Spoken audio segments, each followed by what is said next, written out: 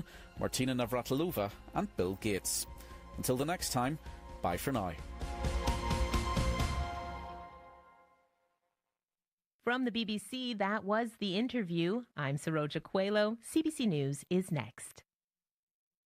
Magandang umaga, good morning Manitoba. Faith Fundal here in Studio 15 at Portage and Spence. This is Information Radio on CBC Radio 1, 89.3 FM, 990 AM, and of course everywhere on the CBC Listen app. Hello as well to the folks watching us on our CBC Manitoba YouTube stream. Lots to come here on the program. We'll talk about it in a few moments. First though, we'll head to your CBC Winnipeg local news desk, and Heather Wells joining us now. Good morning. Good morning. Well, at least 12,000 people are out of their homes as wildfires continue to threaten parts of northern Manitoba. A number of communities have been evacuated, including Garden Hill First Nation in the Island Lake region. We're going to hear from an evacuee in Island Lakes who says he wanted to stay in his home community and was actually made to leave and was escorted to a plane. So we'll hear from him coming up.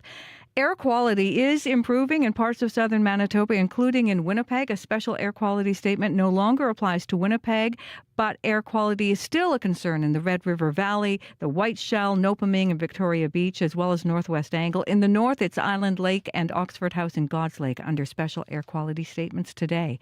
I'll be back with more Manitoba news coming up at 6:30. All right, sounds good. Thanks very much. Thank you. Heather Wells from your CBC Winnipeg local news desk. I am Faith Fundal in for Marcy Marcusa, Abby Adiemi on the controls today. Sierra Sanders, our studio director, along with our streaming producer as well. On the show today, as you've been hearing, First Nations leaders from across the country are heading to the capital this week. We'll go to Ottawa and check in with Sarah Ritchie, a federal politics reporter with the Canadian Press, for her thoughts on what to expect when they meet with the Prime Minister. In our 7 o'clock hour of the program, the union representing Winnipeg firefighters calling on the province and the city to better protect first responders following recent attacks on firefighters while responding to medical calls. And just before the 8 o'clock world this hour, the federal health minister is in town, and so she'll join us live in studio before she makes the trip back to Ottawa for a chat on a few topics like the National Dental Plan, doctor shortages, and the ongoing wildfires and air quality concerns. That in-studio conversation coming up at 7:50 here on the program. Stay tuned. We are expecting cloudy conditions today for Winnipeg with a chance of showers this morning. I already saw some of that wet stuff. More on that and other things coming up here on the show after World Report. On Q. I'm Ali Hassan in for Tom Power. Simple Plan are one of Canada's most successful rock bands, and now a new documentary is telling their story. Pierre Bouvier and Chuck Comeau from Simple Plan will tell you about the brotherhood behind the band and the journey that they've been on from basement shows in Montreal to global start. Getting emotional, think about it, but yeah, it worked. Q, this morning at 10:30 in Newfoundland, and on CBC Listen, or wherever you get your podcasts. This is World Report. Good morning, I'm Marcia Young. Ontario Provincial Police data shows an increased number of intimate partner violence calls. In 2024, the number of victims reporting crimes in Ontario was up more than 18% from the year before, and some victim-focused organizations say incidents are more volatile. But as Julie Ireton reports, those agencies also say police have better responses than in the past. The escalation of violence is a reality. Erin Lee is executive director of Lanark County Interval House in rural eastern Ontario. She's worked in shelters for women fleeing abuse for more than 3 decades. Lee says last year their crisis line received more than 3,000 calls. Is there a reality that there are more incidents? Yes. Is there a reality that the incidents are more volatile? Yes.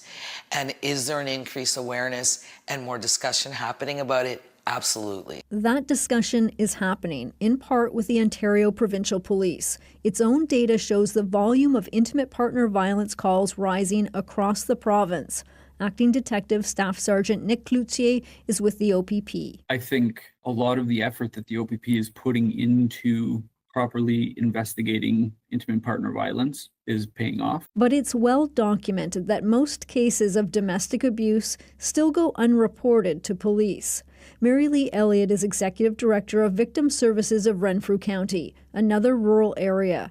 It saw a 24% increase in gender-based violence victim referrals last year. She says what's needed is prevention through education. And so teaching at a young age what a healthy relationship is. She also says more supports and services are needed, not just for victims, but also for perpetrators. Julie Ireton, CBC News, Renfrew County, Ontario. More than 150 wildfires are burning across Manitoba and Saskatchewan. The flames are closing in on a growing number of communities, and it's putting immense strain on fire crews and those helping the thousands of evacuees. Alexander Silberman reports. At a Winnipeg drop-in centre, volunteer Michael Birch is unloading dozens of boxes of pasta, diapers and clothing, all donations for evacuees arriving from Garden Hill, the Northern First Nation where he grew up. And this is my chance, my way of giving back to the community. Birch says most evacuees left on short notice, and many didn't take enough clothes and essential supplies. So the community centre, run by the 4 Anishinaabe Nations, is collecting donations. People have really stepped up to the plate. I can't believe how good Manitobans are when it comes to crisis like this. Stephanie Mayer is director of the Red River Métis Community Resource Department, another group offering supplies. It's been extremely busy. Across the border in Saskatchewan, 8 communities are under evacuation, including the village of Beauval, surrounded by fire. You can't sleep. Mayor Rick LaLiberté has been helping on the front lines with volunteer crews. He's calling for a national strategy for northern wildfires and says current emergency plans lack coordination. We're the ones on the ground, boots on the ground. We see these flare-ups happening at night. We see the smoke during the day. The mayor says residents are anxious to come home, but conditions remain too dangerous. Alexander Silberman, CBC News, Regina. U.S. President Donald Trump has another big win at the Supreme Court. It has cleared the way for mass firings in the Department of Education. It allows Trump to move ahead on his promise to dismantle the department. The CBC's Chris Reyes is following the story from New York. And Chris, what does this mean for the Department of Education? Well, it puts the future of this massive federal department in complete limbo and really brings the Trump administration one step closer to its goal of transferring the responsibilities of how to run and fund schools to the state level. So, for example, this would get rid of federal oversight for enforcing curriculum standards, so what's taught in schools, as well as civil rights guarantees around racial and gender equity. In her dissenting opinion, Justice Sonia Sotomayor issued a scathing line. She said that when the executive publicly announces its intent to break the law and then executes on that promise, it is the judiciary's duty to check that lawlessness, not to expedite it. A group of 24 states is now suing the Trump administration. What can you tell us about that? That's right. So they're suing for the release of almost $7 billion in funding, money for after-school programs for low-income children, teacher training, arts and music programs. This was supposed to be handed out by July 1st, but the Department of Education said that they're currently reviewing the funding. President Trump has made claims that some of that money was going to what he called a radical left-wing agenda. Educators are up in arms about this. Here's what Massachusetts Attorney General Joy Campbell had to say about it. To support our children and our families, this funding is critical. If this latest federal action goes unchecked, our students, our families, our schools, and our communities will absolutely suffer. The lawsuit is asking for an emergency court order to release the funds ahead of the upcoming school year. Thank you, Chris. Thank you. The CBC's Chris Reyes in New York. Donald Trump says he is looking forward to his second state visit to the UK in September. And in a wide-ranging interview with the BBC, the U.S. president says he has great respect for King Charles. He also says he has no hard feelings about the king's symbolic visit to Ottawa this past May. I want to have a good time and respect King Charles because he's a great gentleman. You know, he went to open the Canadian Parliament, and a lot of people saw that as a sort of an endorsement of Canada's independence. How did you see that? Well, I didn't view it as anything. Look, they're wrapped up with Canada, so what's he going to do? You know, he has no choice. Trump also told the BBC he believes trade negotiations between Canada and the U.S. will work out very well. Prime Minister Mark Carney is staying focused on those trade negotiations. He is meeting with his cabinet this morning to discuss the latest 35% U.S. tariff threat. Yesterday, Carney spoke with the president of the European Commission, Ursula von der Leyen. His office says they focused on how to make Canada and the EU stronger at a time of changing trade relationships, including working together on defense procurement and manufacturing and partnering on digital trade, critical raw materials, and clean technologies. For the first time ever, solar power is the top source of electricity across Europe. New data from an energy think tank shows June is a milestone month for solar generation that is helping the continent to reduce its dependence on fossil fuels. Bridget Stringer-Holden has more. Walking up to a giant row of solar panels in southwestern Greece, technician Ioannis Tsoukis is measuring just how much power is hitting those panels. It's a lot. A very sunny June has been good for this farm. The problem? Nowhere for that energy to go. Nikos Mansaris is an analyst at Green Tank, an Athens-based sustainability nonprofit. The main challenge facing the photovoltaic industry is the lack of electricity grid space and the lack of energy storage infrastructure. Still, Greece is one of the top examples of a booming solar industry. A new report by think tank Ember Energy said that last month was, for the first time ever, where solar power had the highest share of Europe's electricity, 22.1%. Nuclear, a close second.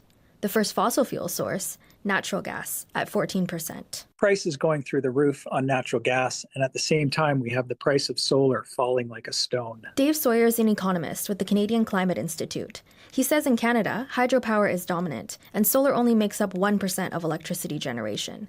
But it is growing fast, and Canada is looking to increase battery capacity. We just had the Oneida battery deployed in Ontario. There's a lot of battery procurement that's going on in Ontario, for example. We would expect solar to start really taking off. Still, as Greece highlights, the sun can provide plenty, but storing all the power generated still requires investment and development in battery technology.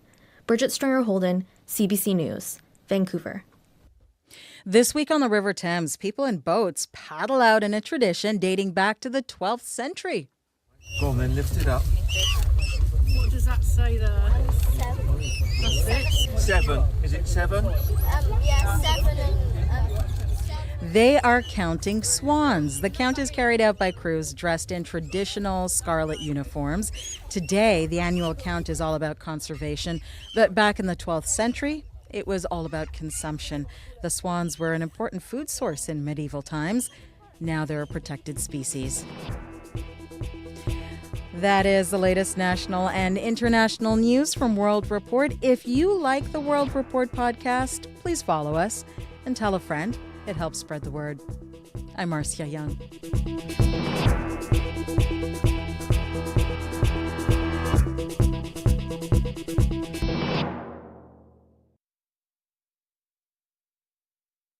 Magaling umaga and good morning, friends. This is Information Radio on CBC Radio 1, 89.3 FM, 990 AM, and on our CBC Manitoba YouTube stream, as well on CBC Television. I'm sitting in for Marcy Marcusa. Lots to come on the program in this hour. Obesity rates in Canada are climbing, and the pandemic may have played a bigger role than we thought. We'll have that conversation ahead. First, though, we're going to hear from a Winnipegger, Les Gillis, who is embarking on a very personal music tour. The musician is making stops at homeless shelters across Canada in the hopes of shining a spotlight on the need for more shelter beds. Stay tuned for that conversation coming up next here on Information Radio on CBC Radio 1.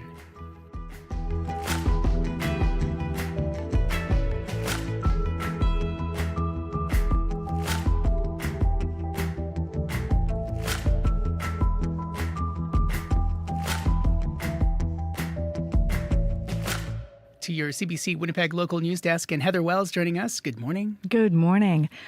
Well, doctors in Manitoba hospitals can now bill the healthcare system for certain patients who don't have a health card.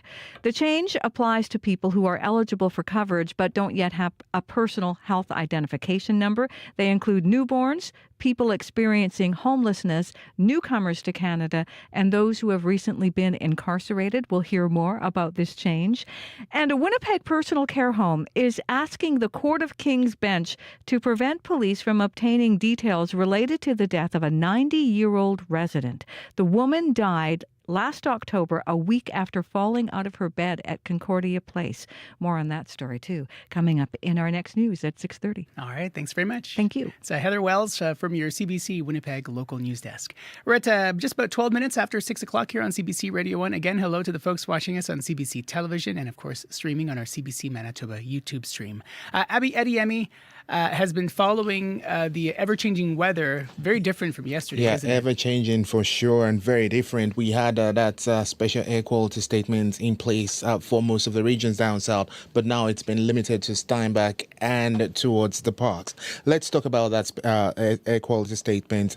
It's still in effect for parts of northern Manitoba and parts of the south still. It's going to be impacting regions around Island Lake towards Oxford House, and then we would see it also still in the God's Lake region. And then for the southern part of the province, we're talking about Steinbach, Victoria Beach, all the way down to the Whiteshell and nearby parks in the southern part of the province. Now, this is due to the smoke from the fire still burning, and this is causing poor air quality and reduced visibility. So we're still seeing that air quality index still around 8 and 7 for most of those regions, and things can really change quickly by location and time. So if this smoke is going to be impacting you, if you're in this region, I would advise you to reduce your outdoor time, and really it's safest to stay indoors when the smoke is heavy. Now, talking about Winnipeg, where we're not having much smoke this morning, we're starting the day with some light rain. It feels damp outside, 14 degrees at this time. There's a good chance of showers through the morning into the afternoon period, and then we'll see some cloudy breaks and a mix of sun and clouds along with mild breeze this afternoon. The winds will be coming from the north. Temperatures will climb to 20 degrees later today and may feel a touch warmer with the humidity factored in. Entering the night, we'll see some clear conditions. But right now, Winnipeg, we are at 14 degrees. All right, thanks very much. Thank you. It's Abby Ediemi on the controls today. Sierra Sanders back now, and you're following the commute. You're a studio director. Morning. Good morning. Happy to be back after some time off, but happy to be back here reporting the traffic out to our wonderful listeners out there. Just getting the morning started, as well as the morning commute. So not much happening right now on the roads. I know there is obviously some rain out there, so be careful while you're driving out on the rain in case it's a little bit slippery out there. If there's anything slowing you down, whether you are here in the city or out on the highways, you can give me a call on the CBC commuter line, 204-788-3093.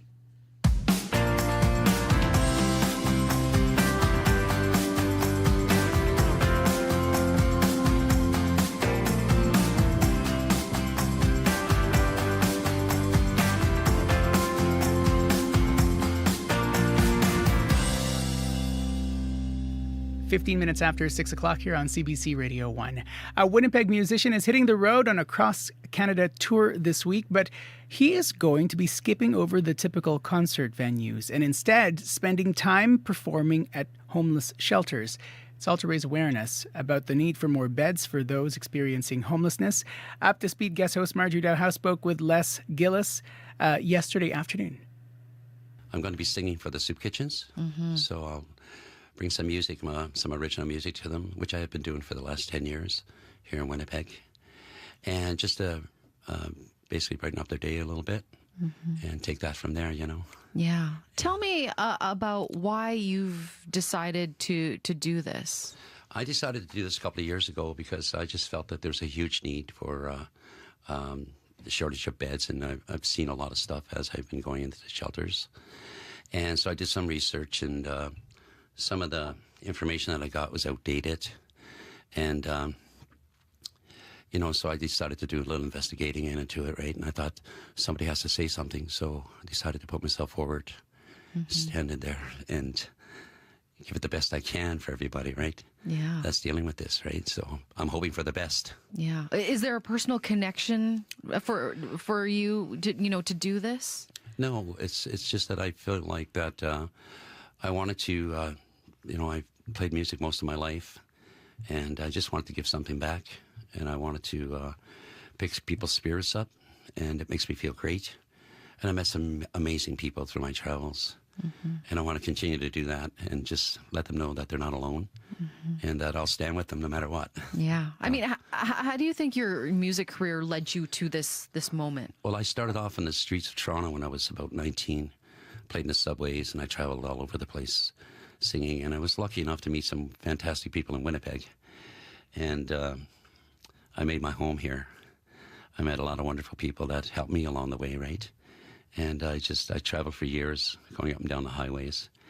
And I decided that I don't want to do that anymore, as far as like the rest of my friends that are musicians that are going at it every night the best they can, and they're doing a great job.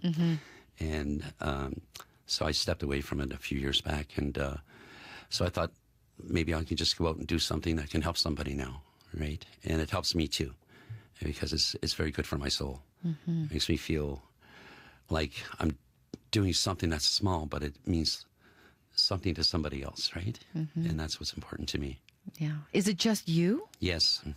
Wow. Just me in the car, Yeah. the guitar, and I'm looking for a place to sleep, and that will be in the car.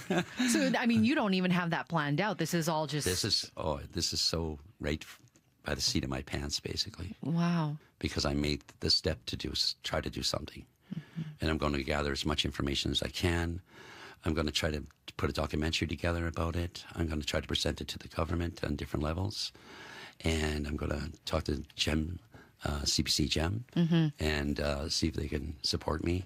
I'm looking for sponsorship, of course. I'm looking for help, of course. I can only do so much on my own. Yeah. I'd love to have a bunch of people that would help me. Now all I can do is just go in and talk and just play my guitar and sing for people. That would be wonderful. But I was the one that decided to do this, so it's up to me to move forward with it, right? Yeah. And Les, you said that some of the information that you were looking for, it wasn't there. Yes. What kind of information are you looking for? I mean, how are you hoping things change as a result of this tour? Well, there's stats say that there's 1,200 people, for instance, in Winnipeg, homeless, with 465 beds. There's 35,000 people across Canada looking for a place to sleep tonight with 20,000 beds. So we have a lot of government buildings that are empty. They're being heated, the lights are on, and there's lots of places for them. And I don't understand why we have such a shortage of beds. But a lot of their information is also outdated. So I'd like for that to change too.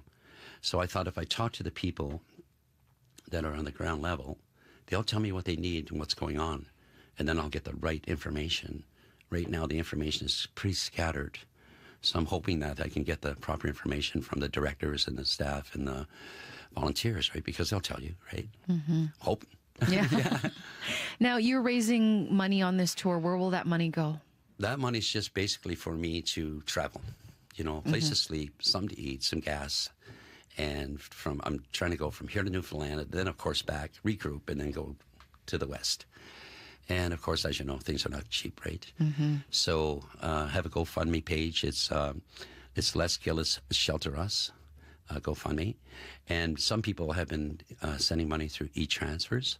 So they can also do Shelter Us at yahoo.ca, or sorry, .com, excuse me. So that's Shelter Us at yahoo.com. And that will work too. And the more I get, and if I did have anything that's left over, I would just donate it to the most needed shelter that I will come across, and I'm sure there will be one or two.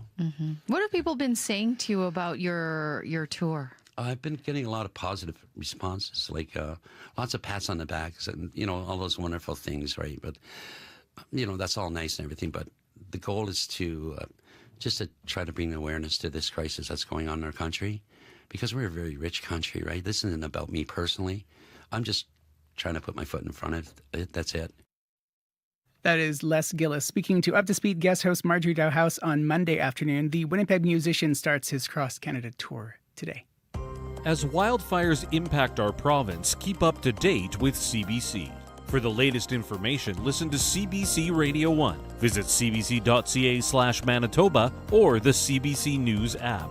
For people who have a limited data plan or are running into spotty mobile service on the road, visit cbc.ca/lite. That's cbc.ca/LITE.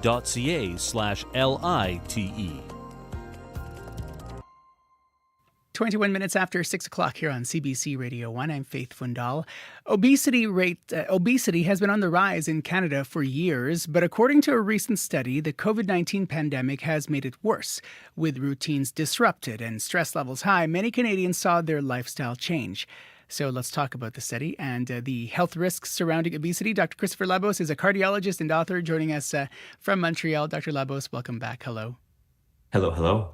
What does the study, do you think, tell us about the rise in obesity rates in Canada during the pandemic? It got worse. I mean, now look, we've been struggling with obesity in this country as the US has, as many European countries have for years. But the rise in obesity essentially doubled during the pandemic. Now, the absolute numbers are relatively small, right? We're talking about a 0.5% increase in obesity year upon year pre-COVID, which jumped to 1% after COVID. And those may seem like small numbers, but when you think about the cumulative impact of obesity, when you think that we're now talking about 1 in 3 adults in Canada suffering from obesity, that is a lot of people. And that has very major public health implications, especially when you consider that you have rising rates of childhood obesity as well, which is even worse because now you've subjected these children to a lifetime of increased cardiometabolic risk factors. And then there's also a connection with mental health, right? What do we know about how the pandemic has affected mental health when it comes to the contribution to obesity? Well, it made things worse. I mean, I think a lot of people suffered a lot of stress during COVID, very obviously. A lot of people got sick during COVID, which affected not just their physical, but also their mental health. So a lot of things happened. And of course, all of that ties into the lifestyle factors that contribute to obesity. So if people are staying at home more, exercising less, eating unhealthy, all of those are problems. And, this study was not able to identify a single factor that was responsible for the rising rates of obesity. It's obviously due to a multitude of factors, but I think we can't underestimate the impact that mental health has on maintaining a healthy lifestyle. And in fact, multiple studies in the past have demonstrated the same. So when you have issues with obesity, issues with mental health, I mean, what happens to the body when all of those things come together? Well, so the issue of obesity is that there are both the short and the long-term side effects, right? It's not just the immediate problems right now, it's all the problems that you develop in the future. So increased rates of high blood pressure, increased rates of diabetes that happen with obesity. That is a major factor, and that's why we're seeing more type 2 diabetes in young people because of the increased rates of childhood obesity. As a consequence of those factors and high cholesterol as well, what you're seeing is more cardiovascular disease, so more heart attacks and more strokes as a consequence of obesity, which is a major source of morbidity in this country. And then separate from all of that, with obesity, you have increased rates of arthritis because you're putting more strain and more weight on the joints. And then you also have an increased risk of cancer associated with obesity. So there's multiple health problems associated with this, which is why it's such an important public health problem. Framing is such an important thing, and with a growing emphasis on body positivity, is there a way that healthcare professionals can address obesity without stigmatizing people and emphasize health over appearance, for example? I think you just have to have the conversation. And this is the thing, like, you're right. It's not about appearance, right? It's not about getting you to fit into the jeans that you were wearing in high school. It's about preventing disease. And especially when we start talking about medical therapies, which we can do now because medications like Ozempic and Mounjaro are available to us. Right. The reason we talk about them is because they have been shown in studies to prevent heart attacks, right? We are not doing this because we want you to weigh less. We're doing this because we want you to not have a heart attack 5 to 10 years in the future. And so that's how we have to frame the conversation. This is about disease management in the same way that you would sort of get somebody to quit smoking or get somebody to control their blood pressure. You're getting somebody to control their weight with lifestyle modification if possible and with medications if necessary, just like with any other disease. Right, so those lifestyle modifications could include, hey, go for a 5-minute walk every day. And if it seems boring, go for a 10-minute walk after that kind of things. Exactly right. Exercise is important. And, eating healthy is important. Now, interestingly enough, obesity tends to be more dependent on what you eat rather than how much you exercise. It's much easier to not eat a calorie than it is to burn it off, although both obviously play a role. Right. But we live in a more sedentary society. We eat a lot more processed food than we used to. All of that is a factor, and all of that is difficult to manage because it's big societal issues that require big societal changes.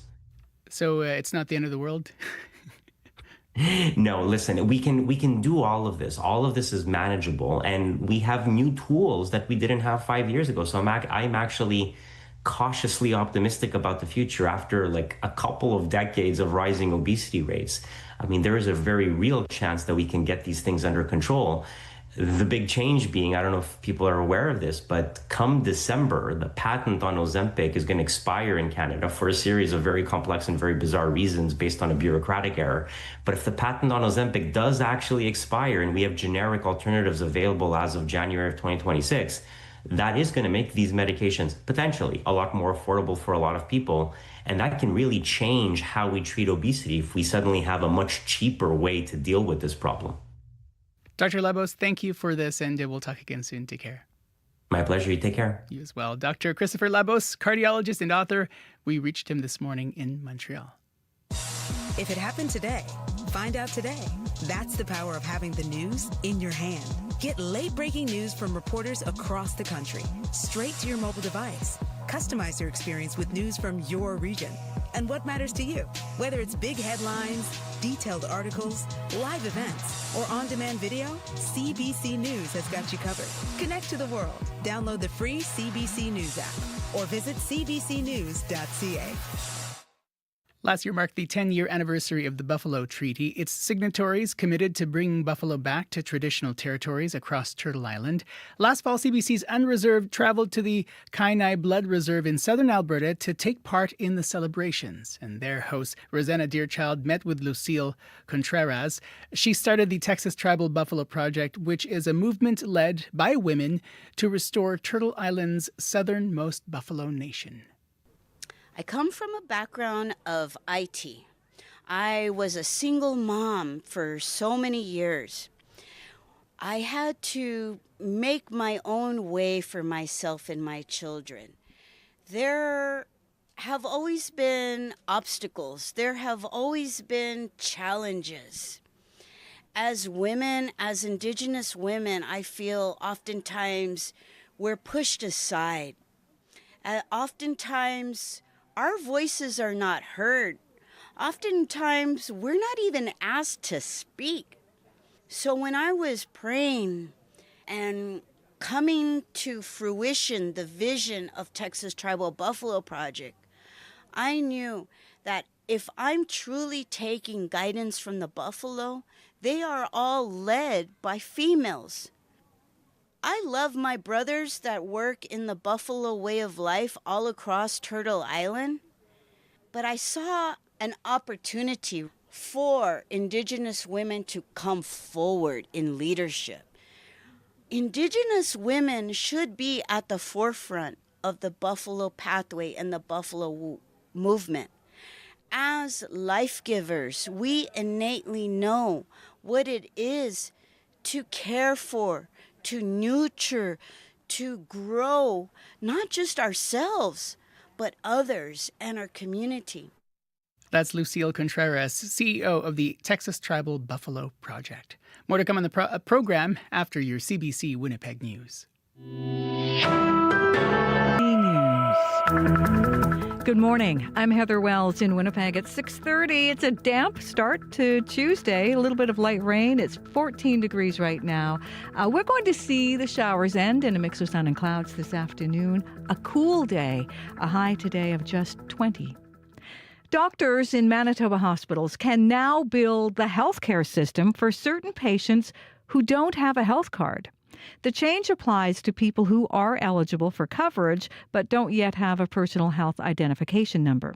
They include newborns, people experiencing homelessness, newcomers to Canada, and those who have recently been incarcerated. Dr. Nichelle Desilets, president at Doctors Manitoba, says the change will help cut administrative burdens for physicians. In the past, doctors have had to continually follow up with patients or take a financial loss. Now, under the good faith billing, there is a way to submit the claim relatively quickly, as we normally would for any other claim, and have it processed. You don't have to wait for the numbers. You don't have to do the back and forth. Desilets, who is also a rural physician, says the change will be helpful for the newborns and newcomers she treats. She hopes it means they won't delay getting health care. About 12,000 people are out of their homes in northern Manitoba as wildfires continue threatening communities. John Matthew Herron is one of them.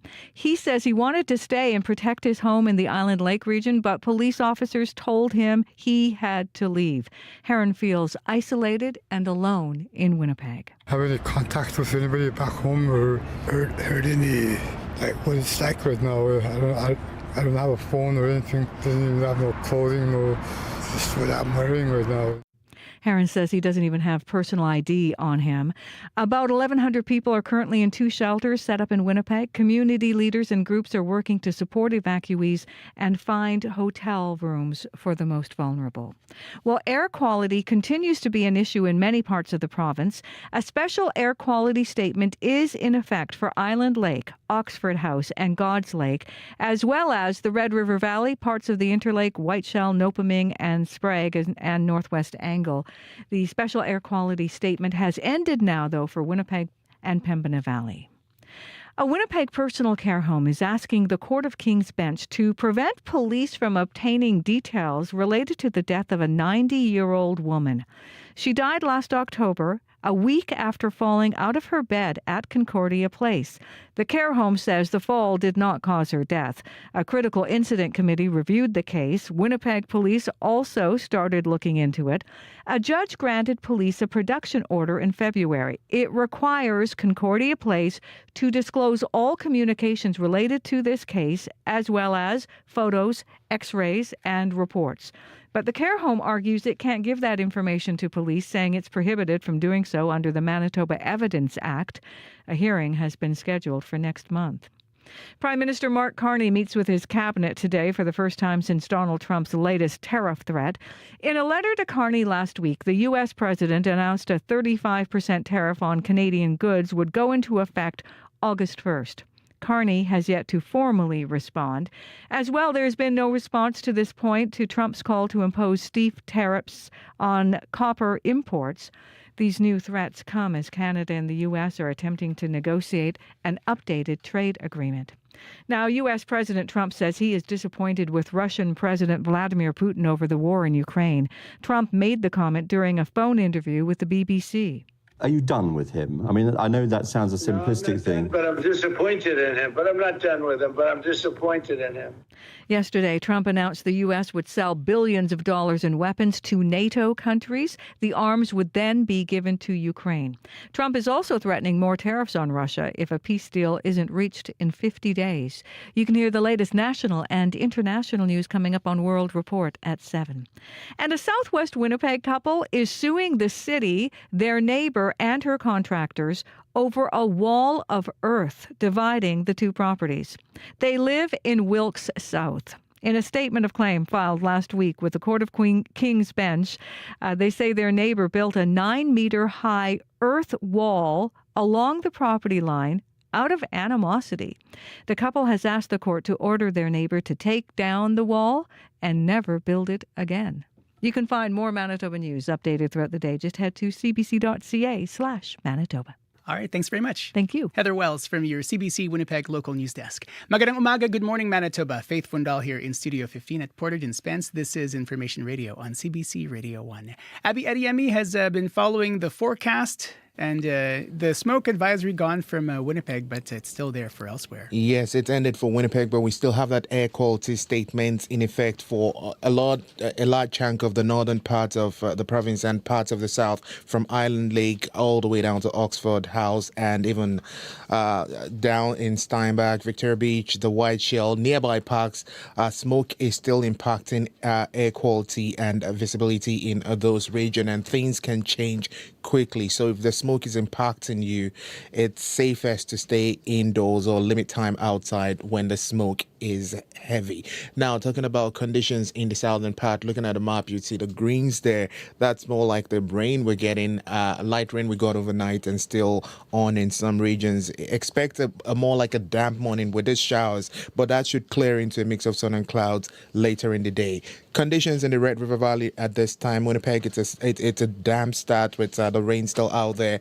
Temperatures around 14 degrees. It's humid outside. These showers will continue through the morning. Then we'll see the skies clearing to a mix of sun and clouds. The winds will be breezy from the northwest. Later in the day, we'll see highs around 20 degrees.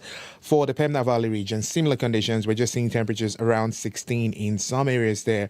Light rain also in the forecast, and that should ease by the afternoon period, bringing mild and slight humid conditions your way. We'll see highs around 19 degrees. Heading west to Brandon and the rest of the Western region, we're looking at 14 degrees, 15 degrees right now with light rain. Showers should taper off by midday, also giving way to a mix of sun and clouds with the winds coming from the northeast later. Highs around 18 degrees. In Dauphin, we're seeing also this damp stat with the light rain also 13 degrees at this time. Some areas already seeing cloudy conditions. The showers would end sometime this morning, then we'll see some clearing by the afternoon period. High would stay around 19 degrees. Good morning to folks in Gimli this morning. You are currently at 15 degrees with light rain. Also, the showers should end by midday. Then we'll see a mix of sun and clouds for folks in the Interlake region. The high will reach 20 degrees. In northern Manitoba, the Power, Flin Flon, Thompson, Churchill, nearby regions, we're seeing more like sunny skies in Flin Flon at this time. 9 degrees we're looking at. Expect a mainly sunny day, high around 20 degrees with mild northwest winds. For Thompson, 7 degrees, mostly cloudy conditions we have. Today we get a mix of sun and clouds and a mild northwest winds also in that part of the province. High 20 degrees, similar to Flin Flon. And then in Churchill, 10 degrees, mostly cloudy. Expect a mix of sun and clouds also, high around 14 degrees. So showers this morning, clearing up for sunshine up north, while down south we'll see more like this. Mild conditions and damp stats, though some clouds will break by the afternoon period and then it transitions to a mix of sun and clouds. Temperatures around 20 degrees in most of the regions down south. But if you look at the map right now, we're seeing 13, 14, all the way to 16 degrees in the regions in the southern part of the province. Winnipeg right now, we are at 14 degrees. All right, thanks very much. Thank you. Abby Adiemi on the controls today. Sierra Sanders, our studio director. Hello, good morning. Good morning, Faith. Some closures to mention because of construction. So there's a closure on Mountain Avenue. So all eastbound and westbound lanes of Mountain Avenue between Fife Street to Bentall Street are closed for construction. And this is only until Friday, but still something to consider and to possibly use alternate routes if that is on your main route in the morning. Meridian Drive closure. All northbound lanes of Meridian Drive between Inksbrook Drive and Haggard Avenue will be closed for construction until July 25th. So a few construction notes there, so please use alternate routes if those are on your main route. Other than that, as we've heard, there's some light rain happening out there, so be careful out there of some slippery streets and not much developing on the commuter line so far. But if that is not the case and there's something slowing you down out there, you can give me a call on the CBC commuter line 204-788-3093. All right, thanks very much. Thank you. Sierra Sanders, our studio director here on the program. I'm Faith Fundal. Good morning to the folks watching us on our CBC Manitoba YouTube stream and on CBC television as well. And good morning to Phil Dumont with the Business Report joining us now. Hello. Faith. Phil, Canada and the U.S. trying to hash out a new trade deal. Apparently milk's in the way. Yeah, Donald Trump has talked a lot about the 200% tariffs that we could slap on U.S. dairy coming into Canada. But that's not actually the debate between the two governments. It's the quota system. Canada limits the amount of American imports milk and cheese and the other products, and that's caught the ire of producers. Right now, they produce or supply something like 5% of Canada's dairy markets, $1.18 billion in a $20 billion industry. But depending upon the product, U.S. producers fill between 3% and 83% of the allotted quota. The quota's it's not for the whole industry. It's like cheese and buttermilk and all that kind of stuff. So each one has its own quota. It's only when U.S. exports exceed those various quota levels that the higher tariffs come into effect. But the main gripe from the states isn't around the size of the quotas. It's about the companies that get the right to use the quotas. Right now, Canada, they argue, the U.S. argues, only lets food processors and distributors import U.S. milk and cheese. That essentially lets companies that are importing the products that are directly competing with their own output. So it's not a surprise that American exporters can't meet the quota ceilings. That's the argument. Instead, producers want the right to sell directly to retailers and food service companies, pizza makers, that kind of stuff. Underlying the debate, though, is the fact that Washington really doesn't like Canada's system of supply management for dairy or for other commodities like chickens and eggs and stuff. The management system doesn't actually directly subsidize producers, but the OECD estimates Ottawa's controls add about 15% to the cost of dairy in this country. But Washington provided about $17 billion of direct and indirect subsidies to the dairy producers in 2024. So you get the sense that nobody's hands are clean in this one. It's fascinating because the inflation numbers are out for Canada and the U.S., but Washington's tariffs seem to not have really hit the U.S. inflation rate. What's your sense of why? Almost every economist has argued that the tariffs in the States, 10 to 50%, depending upon the country, will translate into higher prices on American store shelves, but they haven't so far. June's numbers are out today, but Mary's inflation rate, 2.4% versus 2.9% in December. The Trump administration maintains that exporting countries have absorbed the higher tariffs and lower profit margins. That's happened domestically. The Federal Reserve Bank of New York surveyed and found 1/4 of manufacturers and service firms haven't passed any of the costs from the higher tariffs to their customers. The problem, same survey, more than 1/3 of manufacturers and almost half of service companies have pushed all of the higher cost of the tariffs to their customers. So you get the sense that certainly this wave of tsunami of higher prices is coming later in the year at least. Timing's a big factor for the slow response of U.S. inflation. Washington introduced the new tariffs, different dates, different months. You didn't quite know what was coming. Then they put a bunch on hold, so that was a problem. So fundamentally, companies didn't really have anything to pass along to customers. And if they'd done that, it would have looked like they were gouging because they hadn't, had the costs increase yet. Some companies, they bought a ton of new products in the first quarter of the year trying to get ahead of the tariffs. So that means they could be selling you now inventory from those lower days. But here's an indication that American tariffs are costing the U.S. economy. Washington collected $100 billion in tariffs for the first time ever by June. Now, they're on pace to hit $300 billion this year. It's a ton of money, but foreigners don't pay those tariffs. U.S. companies pay the tariffs, and then they either take them in lower profits or they pass them along to individual Americans. But it's not foreigners paying the number. You see that $100 billion, that's coming out of somebody's pocket in the United States. Phil, why might the new U.S. tax bill help if you want to buy a new private or buy private jets? Yeah, Faith, I thought this was one of those indirect outcomes from this. No, it's a straight up here. You've got a jet, here's some money. Before Congress passed the White House's big tax and cut spending bill this year, you could write off the cost of your business jet, like your Gulfstream, over 2 years, 60%, 40%. Now you can write the whole thing off in 1 year. So that means you get a big tax benefit because all of a sudden if you pay, $20 million for a plane, you get to write that off in your business expenses on that line and shelter that amount of income. Ironically, though, the move might not just help people who want to buy jets, but people trying to sell used jets. Demand exploded during the pandemic. Business executives and just plain rich people bought jets to get around. Experts said many didn't realize, like your car. You bought the car, but all of a sudden you got to fly it and maintain it with gas and stuff, and that was really expensive. So by 2018, about 1,800 planes on the auction block each month. That's 500 more planes, more private jets than were last year for sale. And also the time to get rid of one of these things, 418 days. It was 386 before. So increased supply, less demand. Sellers are hoping the new tax change will shorten the sales cycle for a used plane. And I really feel sorry for people who own a private plane and can't get rid of it. If only. I was going to say, I come up with these sometimes and just kind of roll your eyes. The markets, how are they doing so far? Right now in Europe, they're generally up. France, Germany up modestly. The UK is flat. China's second quarter GDP numbers were better than expected. So Hong Kong was up 0.5%, a full percent, but Shanghai was down 0.5%. Oil's down 34 cents, $66.64 a barrel. Gold's up $8, $3,367 U.S. an ounce. Canadian dollar, it's up marginally, trading at 73 6/100 cent U.S. I promise my sigh wasn't a judgment. Oh, it was totally a judgment, but you and I both. Phil, thank you. Thanks, Faith. It's Phil DeMond from your CBC National Business Desk.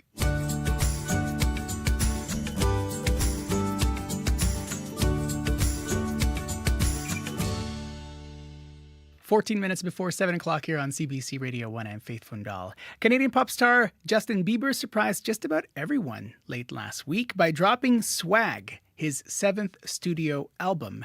It's his first in 4 years. Hailing from Stratford, Bieber was signed to a record deal at the age of 14 and became one of the best-selling pop musicians of this century. Here's the first track. It's called All I Can Take.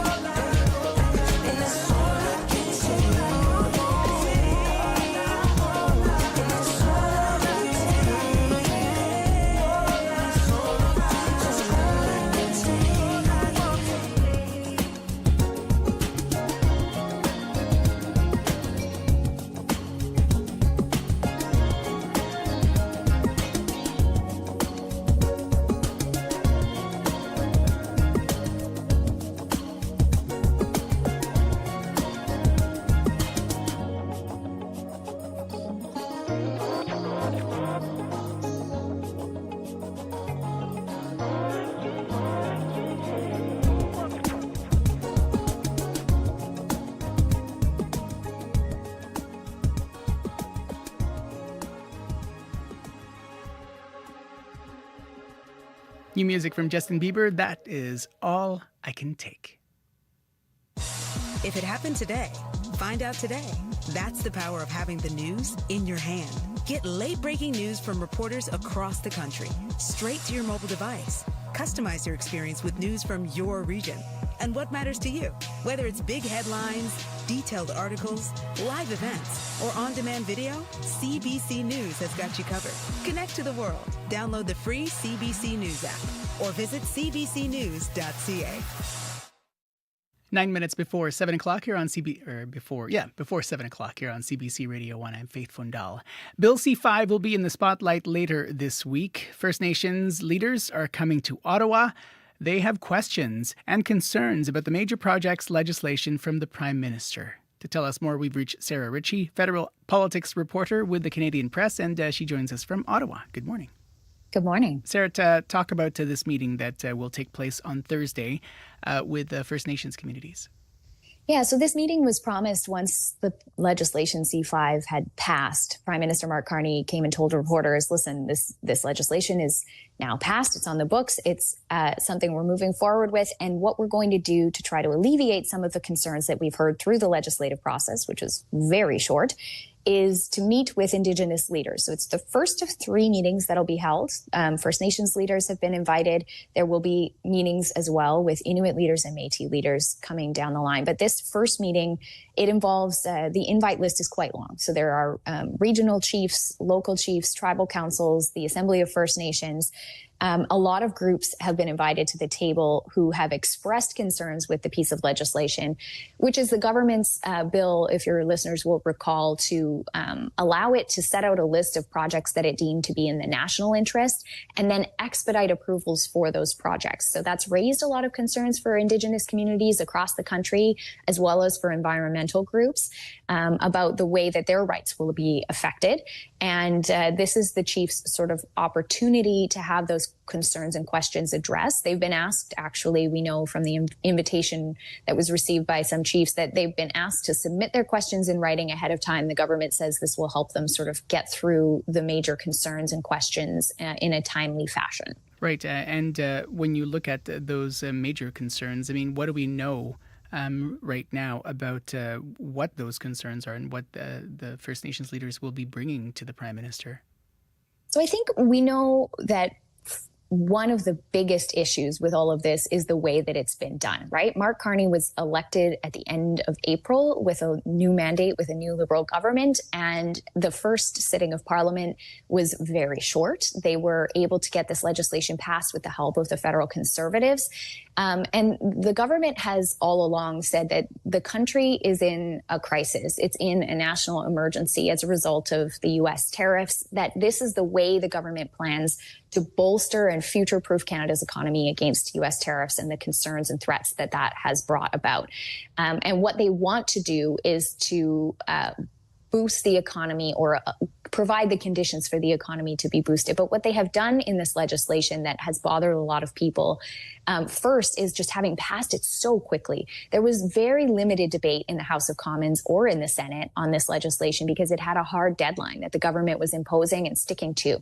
And I think a lot of First Nations leaders have said, listen, you didn't come to us to request consent or to get consent or to have consultations that were meaningful, because we only had a number of days to talk about the bill or to know what the bill was before it was sort of introduced and sped through the House. And I think people have been concerned with the idea that they weren't able to bring amendments or concerns through the legislative process, and that this is being done, you know, now that the bill is on the books, now they're having these conversations. I think that's one thing. The other thing is a concern around just the amount of power that the federal cabinet has now given itself. So to determine which projects are in the national interest, then to determine how those projects, once they're deemed to be in the national interest, then there's an expedited approval process. And the cabinet has also given itself the power to bypass other federal legislation, things like the Impact Assessment Act, if it deems that that is necessary to move a project forward. And I think there's a lot of frustration with First Nations communities saying, listen, you can't have it both ways. If you're going to have free, prior, and informed consent that is required in Canadian law, then you cannot also say that you're going to be able to bypass legislation to determine that these projects can move forward because they're in the national interest. So I think there's a lot of frustration around those two things. Let's turn to another story here. Sarah, the race for the NDP, leader of the NDP is up and running with the announcement of a date to choose their next leader in March. Who have we heard from so far? Not too many people so far. The race officially gets underway in September, so we're still waiting to see who wants to join this race. But one name that has come out and is pretty prominent already is Yves Engler. He's been supported by the socialist portion of the NDP. He's somebody that, if you're active on Canadian political Twitter, you might know who he is. He's been an activist and an author for quite some time.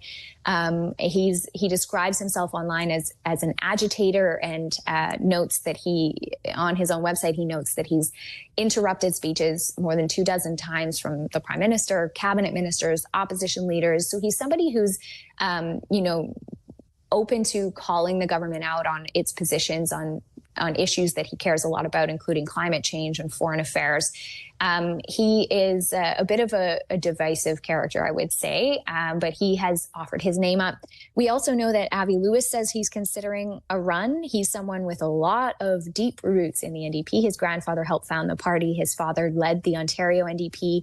So he's still mulling it over. So is current Member of Parliament Heather McPherson, and her name has come up a lot since the election. She's not ruled it out just yet, so we'll wait to see if she or other members of the caucus, which is a very small caucus at this point, are interested in offering their name up. But I can tell you that there are a couple of prominent names of people that, the names have been swirling around Ottawa for a little bit, have said no already. That's Charlie Angus, a former member of Parliament, along with former MPs Guy Caron and Matthew Green. They've all said no thanks. So we will have to wait to see. We've got a couple of months left before people have to really put their names out there and start fundraising. More to come. Sarah, thanks for this. Thanks so much for having me. That's Sarah Ritchie, federal politics reporter with the Canadian Press. She is in Ottawa.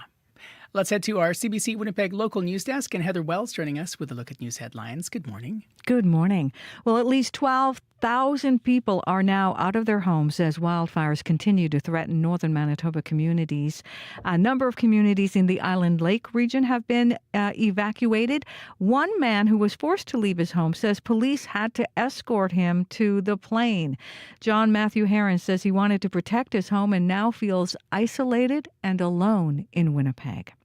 A Winnipeg personal care home is asking the Court of King's bench to prevent police from obtaining details related to the death of a 90-year-old woman. She died last October, a week after falling out of her bed at Concordia Place. The care home says the fall did not cause her death. A critical incident committee reviewed the case. Winnipeg police also started looking into it. We'll hear more coming up in our next local news at 7:30. All right, sounds good. Thanks very much. Thank you. Heather Wells from your CBC Winnipeg local news desk. I'm Faith Wendell here on Information Radio on CBC Radio 1, 89.3 FM, 990 AM, on the app, and of course on our CBC Manitoba YouTube stream where you can transition to if you're watching us from CBC Television. Thanks for welcoming us in your morning routine. Abby Adiemi on the controls today, and Sierra Sanders, our studio director. After World Report, the union representing Winnipeg firefighters is calling on the province and the city to better protect first responders following recent attacks on firefighters while responding to medical calls. We're going to hear from the head of the union coming up next here on Information Radio on CBC Radio 1, and we'll give you a full look at your weather forecast as well. Take good care for the folks watching on the television, and we'll see you after World Report. Stay tuned.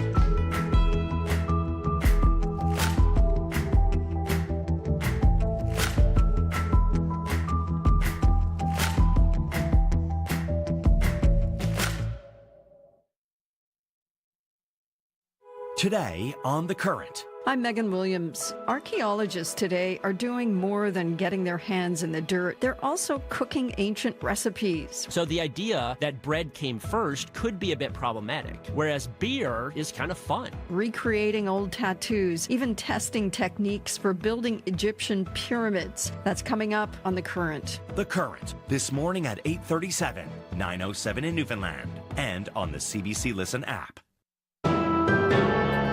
This is World Report. Good morning. I'm Marcia Young. Ontario Provincial Police data shows an increasing number of intimate partner violence calls. In 2024, the number of victims reporting crimes in Ontario was up more than 18% from the year before. And some victim-focused organizations say incidents are more volatile. But as Julie Ireton reports, those agencies also say police have better responses than in the past. The escalation of violence is a reality. Erin Lee is executive director of Lanark County Interval House in rural eastern Ontario. She's worked in shelters for women fleeing abuse for more than 3 decades. Lee says last year their crisis line received more than 3,000 calls. Is there a reality that there are more incidents? Yes. Is there a reality that the incidents are more volatile? Yes. And is there an increased awareness and more discussion happening about it? Absolutely. That discussion is happening, in part with the Ontario Provincial Police. Its own data shows the volume of intimate partner violence calls rising across the province. Acting Detective Staff Sergeant Nick Cloutier is with the OPP. I think a lot of the effort that the OPP is putting into properly investigating intimate partner violence is paying off. But it's well documented that most cases of domestic abuse still go unreported to police. Mary Lee Elliott is Executive Director of Victim Services of Renfrew County, another rural area. It saw a 24% increase in gender-based violence victim referrals last year. She says what's needed is prevention through education. And so teaching at a young age what a healthy relationship is. She also says more supports and services are needed, not just for victims, but also for perpetrators. Julie Ireton, CBC News, Renfrew County, Ontario. Fire crews and humanitarian organizations in Manitoba and Saskatchewan are being stretched thin. There are more than 150 wildfires burning across those two provinces, and they're threatening a growing number of communities. Beauval, Saskatchewan is under evacuation order. Mayor Rick LaLiberte has been helping out on the front lines.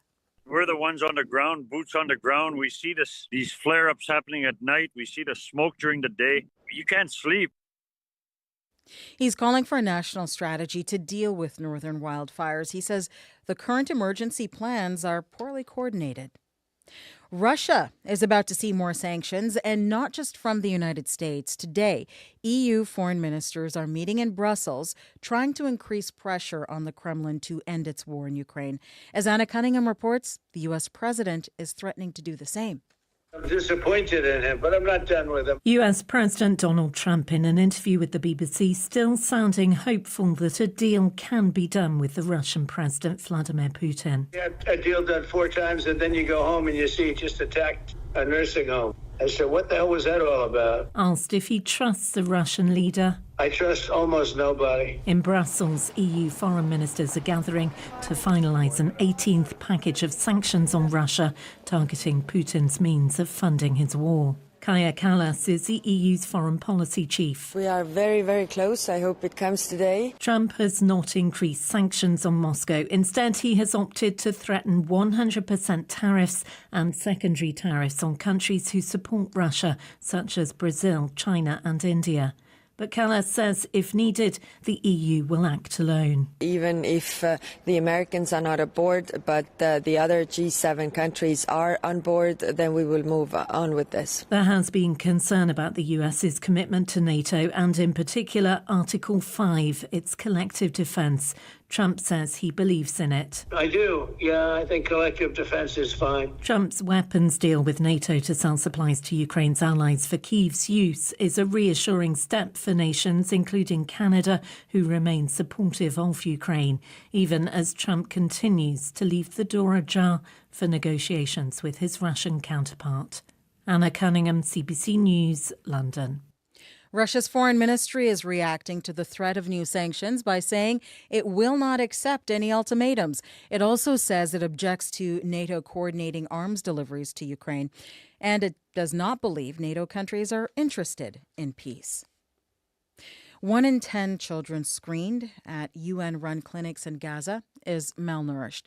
That new data comes from UNRWA, the UN relief agency for Palestinians. Concern is also growing for babies. As Sasha Petrusik tells us, Gaza's hospitals are struggling to keep up with the needs of their youngest patients. Mohammed Natiz walks the halls at Al-Shifa Hospital in Gaza City, holding a tiny wrapped bundle. His daughter, born prematurely, dead after a few days. What did she do to deserve this, he yells. Doctors say she died from a lack of oxygen in working heaters from 5 or 6 babies in incubators meant for 1, causing infection. Natiz blames Israel's blockade. It was the lack of fuel that killed my daughter, he says.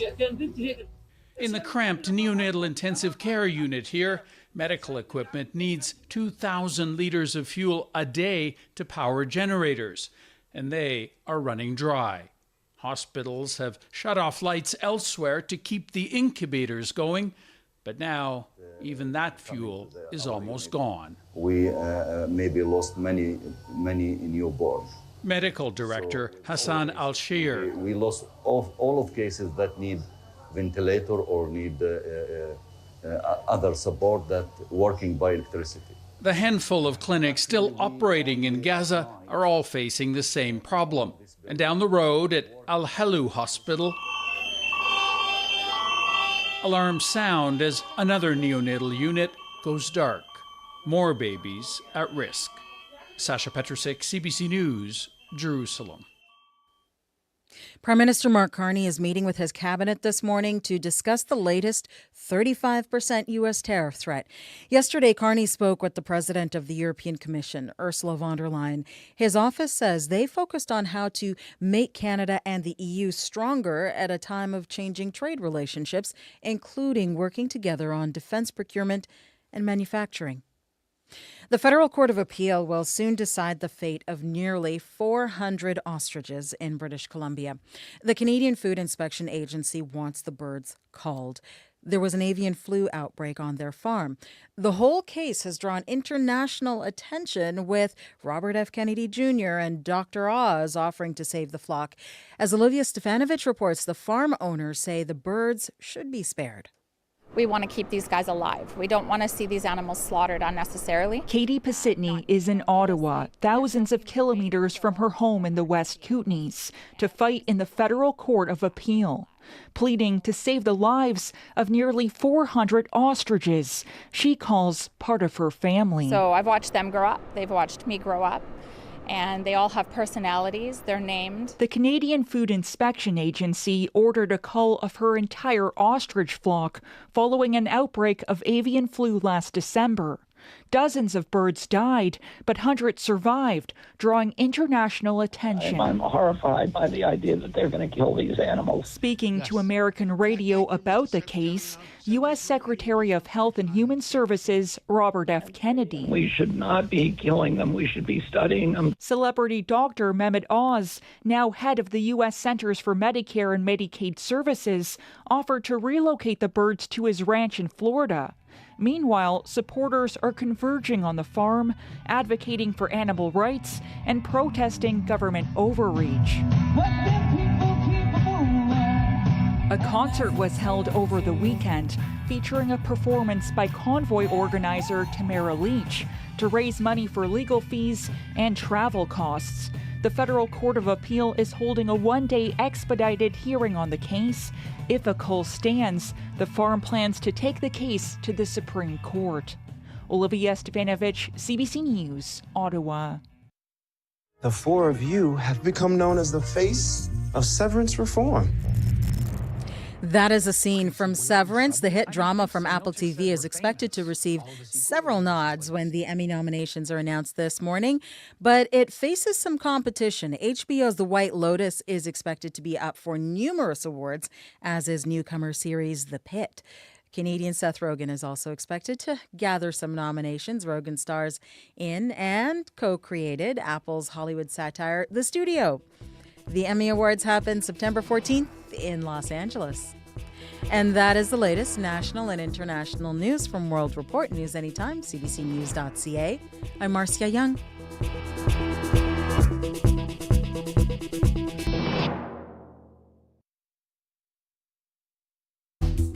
Magandang umaga, good morning Manitoba. Faith Fundal here in Studio 15 at Portage and Spence. Thanks very much for joining us here on the program. This is Information Radio on CBC Radio 1. Coming up in this hour of the program, the federal health minister is in town. And before making the trip back to Ottawa, she's going to join us in studio for a chat on a few topics like the National Dental Plan, doctor shortages, and the ongoing wildfires and air quality concerns. That conversation coming up at 7:50. Before that, Winnipeg's Fringe Theatre Festival starts tomorrow. We're going to meet a first-time Fringe performer on a mission to take more people to share their personal stories for fun and for healing. That's coming up here on Information Radio on CBC Radio 1, 89.3 FM, 990 AM, on the app, and of course on our CBC Manitoba YouTube stream. Stay tuned.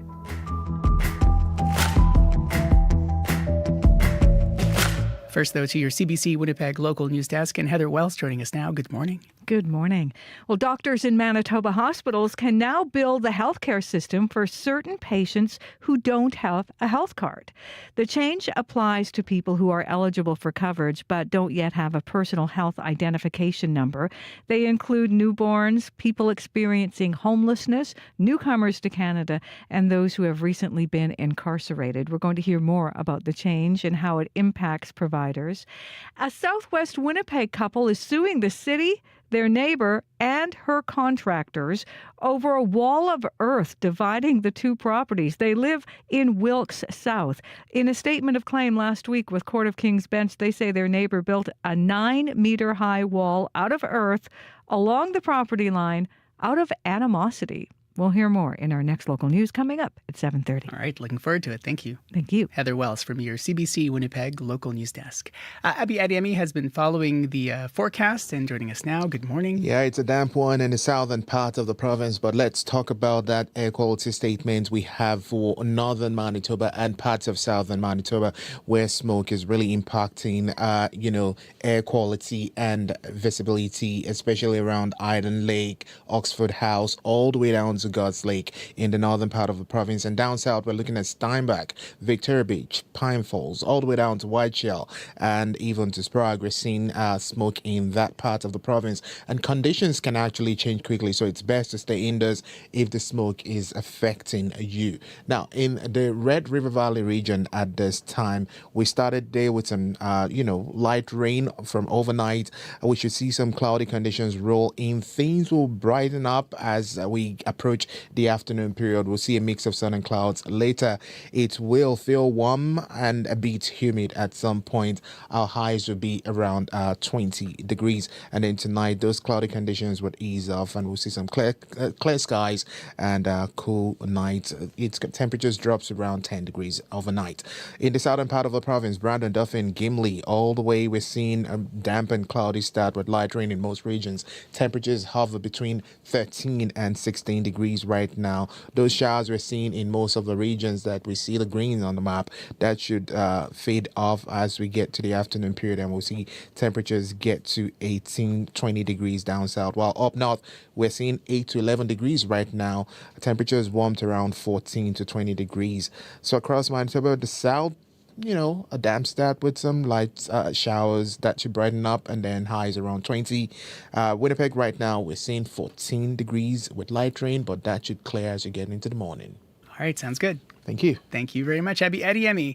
On the controls today, Sierra Sanders is our studio director, and you're following The Commute. Good morning. Good morning, Faith. I just wanted to let people know about a stalled car at Archibald and Provencher. So that's the eastbound right turning lane. It's blocked by a stalled car there. So just be careful about that. Might need to do a little maneuvering around that or just avoid that area completely. So that's eastbound in the eastbound right turning lane at Archibald and Provencher.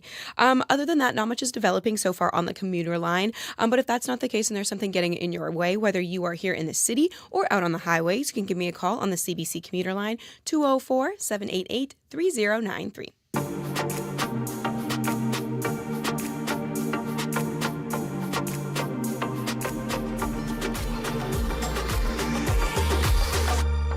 We're coming up to 15 minutes after 7 o'clock here on CBC Radio 1. The United Firefighters of Winnipeg says enough is enough after a series of what seems to be random but violent attacks against its members, one at knife point and another where someone struck a first responder with a metal pole. In both cases, crews were responding to separate emergencies. Just this Monday, the union says a crew member was punched in the stomach while responding to a call. Union President Nick Casper wants more legislative protections, and he joins us now by Zoom. Good morning. Nick, I mentioned those incidents in the introduction. I just want to make sure. Can we hear Nick on the line there? Nick, can you say good morning again? I think Nick might be muted. Are you muted there, Nick? We're just having some audio issues. We're going to try and get Nick back here, so stay tuned. We're, of course, talking to Nick because of a call from the United Firefighters of Winnipeg Union saying that its members have been attacked or have experienced what seems to be random but violent attacks. One case at knife point, another where someone struck a first responder with a metal pole. We'll try and get to the union president, Nick Casper, here on the program. I think he's back here. Yes, he's back. Nick, do we have your audio? Hi, good morning. There we go. I mentioned those incidents in the introduction, Nick. Tell us more about that. What happened on the weekend? Yeah, thanks. I appreciate that. So we've had a number of incidents over the weekend, and unfortunately, this is just becoming a norm for us. Typically, our members are able to extract themselves from these situations without harm. But the first occurred when firefighters were responding to a vehicle on fire. They arrived on scene. The officer stepped out of the truck, and as the crew was working to extinguish the car fire, he was struck in the face with a metal pole, and the fire truck received some minor damage as well. That individual was arrested by Winnipeg Police Service and has been charged. We're happy to say that the firefighter only sustained minor injuries, but obviously that could have been much worse. Over the weekend, just days after that, we had an incident where crews entered a suite. They were responding to a medical call, response to an overdose. They woke the individual when assessing him, and he pulled out a large knife and threatened to kill the crew. Unfortunately, they weren't able to extract themselves from that scene. They were already engaged in patient care, and they were forced to disarm and restrain that individual. And I mean, we've been doing some media on these two stories in the days following, and from yesterday to today, I've received the subsequent report of a crew member who was struck, punched in the stomach while doing an assessment, and then just yesterday, another crew had to extract themselves from a scene when they had a knife pulled. I mean, those are sounds like quite serious incidents. How common are these sorts of things? What's your sense? Yeah, unfortunately, as our call volume is increasing, it seems like reports of incidents of these types are becoming more and more common, more and more normalized, where they're not really evoking a reaction anymore. It just seems like it's part of our day to day. But like anything, I mean, you have enough of these near misses, and eventually we're going to get to a situation where we have a serious but preventable outcome. When you say not evoking any reaction, are you talking about from your members, or are you talking about the whole system as a whole, which includes the employer and which includes the people who manage all of that? Yeah, I think we've normalized deviance to a sense here. I think from our members, where at one point early in my career this would have elicited a more significant response. It's just a daily occurrence, and it can be said through all ranks with the employer. I don't think anybody thinks it's acceptable or tolerable, but the reality is it's become part of our day to day. You talked about how your members get training for this kind of thing. What kind of training are we talking about here in terms of, is it a de-escalation training? Is that what you're talking about?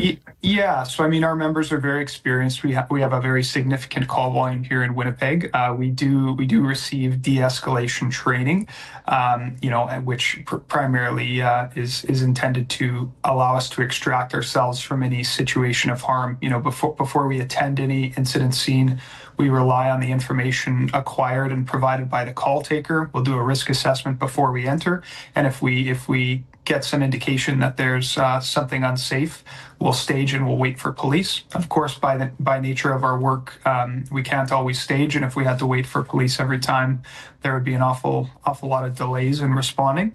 And frankly, the information that you get is sometimes incomplete or misleading. So you have situations like this one where you arrive and the unexpected occurs. My concern is that we have a more serious outcome. I mean, when you look at other cases involving first responders, firefighters, and medics, what stands out to you? In your case, the members were able to recover, but that's not always been the case, has it?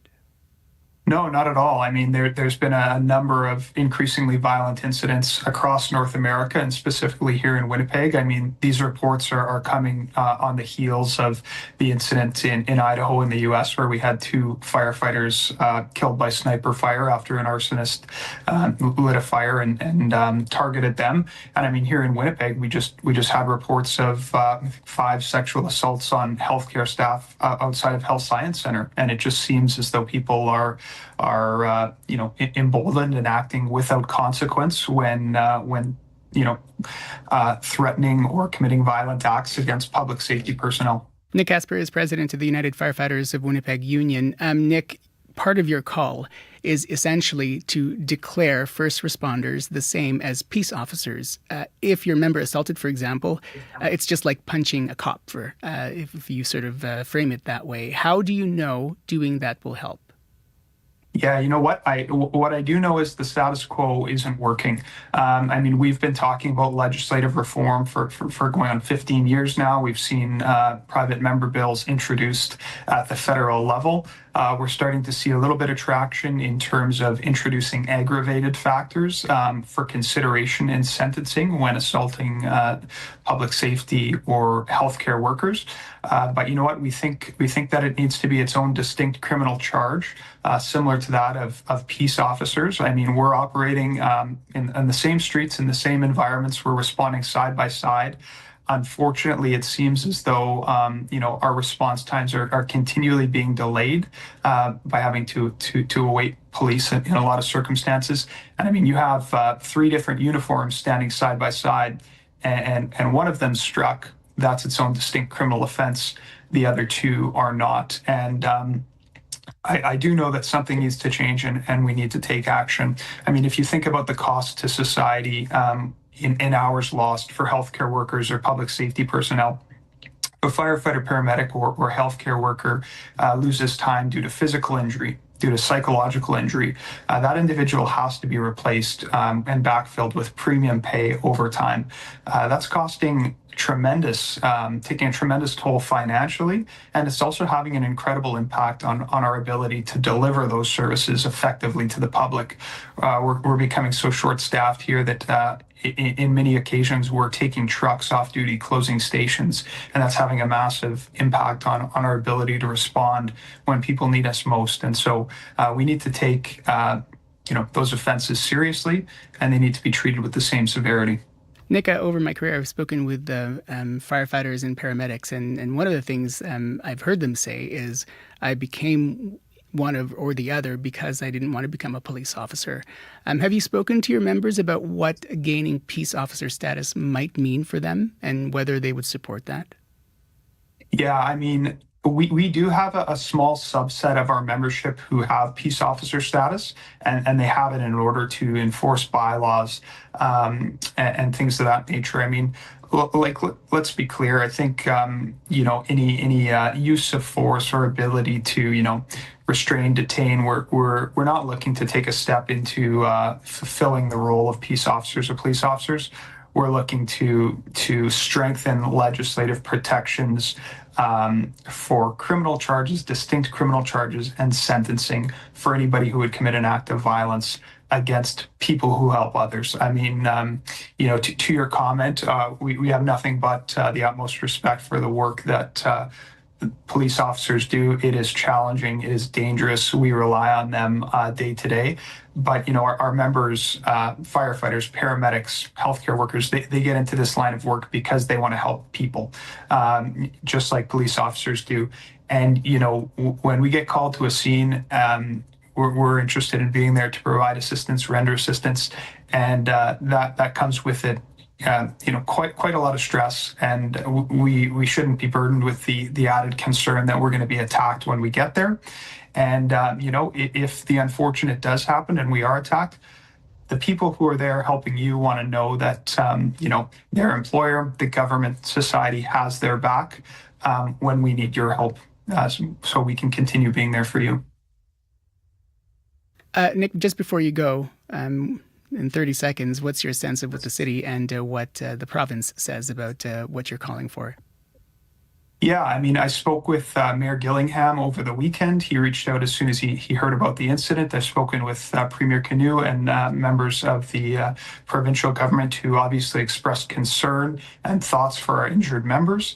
I believe there's support at both levels for strength and protection against first responders. I don't think anybody feels this is tolerable. I've heard the language where we're like sitting ducks out there. This seems to have become the norm in Winnipeg. And I mean, we are an incredibly violent city. We see an incredibly high volume of calls, more so than anywhere else in Canada.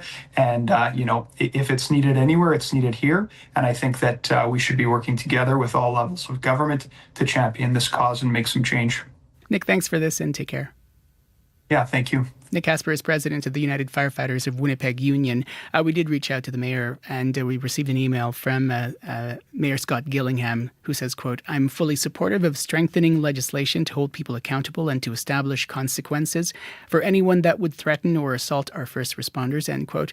The city, meanwhile, says it's reviewing the incidents and will work with the union and police to determine next steps. We've also reached out to the province, and we're waiting for a response. We're just about 27 minutes after 7 o'clock here on CBC Radio 1. Scott Reguer joining us now from your CBC National Sports Desk. Scott, let's start with what was an historic home run derby last night, wasn't it? Yeah, historic on a couple of fronts, Faith. Never before has a catcher won it, and never before has a switch hitter done it. Cal Raleigh checked both of those boxes in beating the field last night in Atlanta, and the Mariners star did it with his younger brother Todd catching and his dad, Todd Sr., pitching. Pops is a former university baseball coach, and he explains how he introduced his boys to the game during their early years in North Carolina. Did it from the first day. I mean, when he was in diapers, literally, I would take that big ball and hit a big red bat, and I would throw it slow and he'd hit it, and then I'd say, stay there, and I'd go pick him up, turn around, switch his hands, and do it again. I didn't want neither one of my boys to ever say, am I right-handed or left-handed? I wanted it to be from day one, so I put in the time. I don't recommend if you have two kids, they're both switch hitters, if you want to save your arm, because that's a lot of throwing. Yeah, Dad had to have rotator cuff surgery on that throwing arm, and maybe Cal can help recoup some of the medical expenses with the $1 million he received for winning last night's derby. And the All-Star game itself goes tonight as well. What are you going to be watching there? Yeah, well, it's going to serve as a bit of a test lab tonight. An automated ball strike system is going to be used for the first time. They've been used in some minor leagues since 2019, and Jays pitcher Max Scherzer is not a fan. When you hit your spot, a 50-50 pitch on the edge, that's kind of the human element of the game. You want to hit your spot. The electronic strike zone doesn't view it that way. So when you say the human element of the game, that's what the human element of the game is. Do we want to get rid of that? I would say no. If an umpire has a bigger or smaller strike zone on any given evening, Faith, it just makes things more interesting watching pitchers and hitters try and adjust to it. But as we see in so many sports these days, every detail is scrutinized and potentially monetized through real-time betting, so accuracy matters more than ever. To be clear, Faith, there will be a human umpire behind the plate tonight.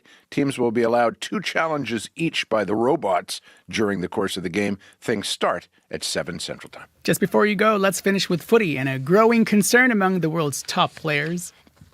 Being overworked and underrested, Faith. It is an issue that's come to the fore following the just completed Club World Cup. The tournament spanned a full month at a point in the soccer calendar when players in top leagues usually are busy recuperating. Former Liverpool manager Jurgen Klopp calls the expanded Club World Cup the worst idea in the history of the game. FIFA, which made billions in revenue from this tournament, says it is working on a solution. Soccer's world governing body says it's committed going forward to a mandatory 3-week summer break for players. Former Scottish international Craig Burley says not enough. The bottom line is the players have had little rest and the season start in a month's time. So please, why are they talking about player welfare when they don't give us stuff about the player welfare? Let's be honest about it. It's about one thing and one thing only: dollars, and lots of them. Burley's not alone in that assessment. FIFPro, soccer's global union, says none of its reps were invited to the meetings where FIFA settled on that 3-week summer break. And it's led to the head of FIFPro, Sergio Marchi, comparing FIFA president Gianni Infantino to the Roman Emperor Nero and the Club World Cup to the equivalent of bread and circuses, entertainment for the masses, while behind the scenes the lack of protection for the true protagonists deepen. Even in its controversies, Faith, it really is the beautiful game. Frank indeed, isn't it? Very frank. Scott, thank you. You bet. Scott Reguer from your CBC National Sports Desk. I'm Faith Fondal. More to come after your CBC Winnipeg News. This is CBC News. Good morning. I'm Heather Wells in Winnipeg. At 7:30, it is 15 degrees in downtown Winnipeg. We started the day with some light showers. We're going to see a mix of sun and clouds by afternoon. Windy today and cool, a high of just 20. And that special air quality statement has now been lifted for Winnipeg. At least 12,000 people are out of their homes as wildfires threaten parts of northern Manitoba. A number of communities have been evacuated, including Garden Hill, located in the Island Lake region. 2 other communities in that area also are evacuating vulnerable residents. And about 1,100 people currently are in 2 congregate shelters set up in Winnipeg. John Matthew Heron is staying at one of those shelters. He says he didn't want to leave his home. I wanted to stay home and protect my home. I was already setting up a pump for water that my area, like the cops said I had to go. They escorted me to the airport, and here I am. I really want to go back. Heron says he has no clothing, no phone identification with him in Winnipeg. Community leaders and groups are working to help support evacuees. Now, air quality is improving in parts of southern Manitoba, including, as I mentioned, here in Winnipeg. A special air quality statement no longer applies to Winnipeg, parts of the Interlake, and the Pembina Valley. But air quality is still a concern in the Red River Valley, the Whiteshell, Nopaming, Victoria Beach, Sprague, and Northwest Angle. In the north, Island Lake, Oxford House, and God's Lake are also under a special air quality statement. Now, Prime Minister Mark Carney will hold a cabinet meeting today where ministers will discuss the latest in our U.S. trade negotiations and more threatened tariffs. But Carney also is scheduled to convene the Incident Response Group to discuss the ongoing wildfire situation right across the country. He convened a group of ministers and senior officials a little over a month ago in response to an earlier wave of wildfires, which peaked in May and June and have now flared up again. Certain patients without a Manitoba health card can now have hospital visits covered by the provincial healthcare system. The change applies to newborns, people experiencing homelessness, new residents to Canada, and those who have recently been incarcerated. Toby Jolly at downtown Winnipeg shelter Siloam Mission says it will make a difference for their clients experiencing addictions and homelessness. We've had community members who have come in and been fearful of going to the hospital because they're going to ask for my health card, they're going to be upset that they don't have it. And for community members who are already so stigmatized for being homeless, the idea of being questioned further is just a little bit too much for them and they aren't able to go. It was really exciting for us to know that our community members will get the care they need at the hospital as well. Jolly would like to see good faith billing expand to clinics and settings like Siloam Mission, where healthcare practitioners provide services on a volunteer basis. A Winnipeg personal care home is asking the Court of King's Bench to prevent police from obtaining details related to the death of a 90-year-old resident. The woman died last October, a week after falling out of her bed at Concordia Place. The care home says the fall did not cause her death. A critical incident committee reviewed the case. Winnipeg police also started looking into it. A judge granted police a production order in February. It requires Concordia Place to disclose all communications related to this case, as well as photos, x-rays, and reports. But the care home argues it can't give that information to police, saying it is prohibited from doing so under the Manitoba Evidence Act. A hearing has been scheduled for next month. A Southwest Winnipeg couple is suing the city, their neighbor, and her contractors over a wall of earth dividing the 2 properties. They live in Wilkes South. In a statement of claim filed last week with the Court of King's Bench, they say their neighbor built a 9-meter-high earth wall along the property line out of animosity. The couple has asked the court to order their neighbor to take down the wall and never build it again. U.S. President Donald Trump says he is looking forward to his September state visit to Britain. In an interview with the BBC, Trump says he has great respect for King Charles and has no problem with the King's symbolic visit to Ottawa this past May. I want to have a good time and respect King Charles because he's a great gentleman. You know, he went to open the Canadian Parliament, and a lot of people saw that as a sort of an endorsement of Canada's independence. How did you see that? Well, I didn't view it as anything. Look, they're wrapped up with Canada, so what's he going to do? You know, he has no choice. Trump also told BBC he's confident trade negotiations between Canada and the U.S. will result in a deal that will satisfy both countries. You can find the latest news updated throughout the day. All you have to do is head to cbc.ca/Manitoba. All right, thanks very much. Thank you. Heather Wells from your CBC Winnipeg local news desk. We're at just about 36 minutes after 7 o'clock here on CBC Radio 1. Magandang umaga, good morning, Manitoba.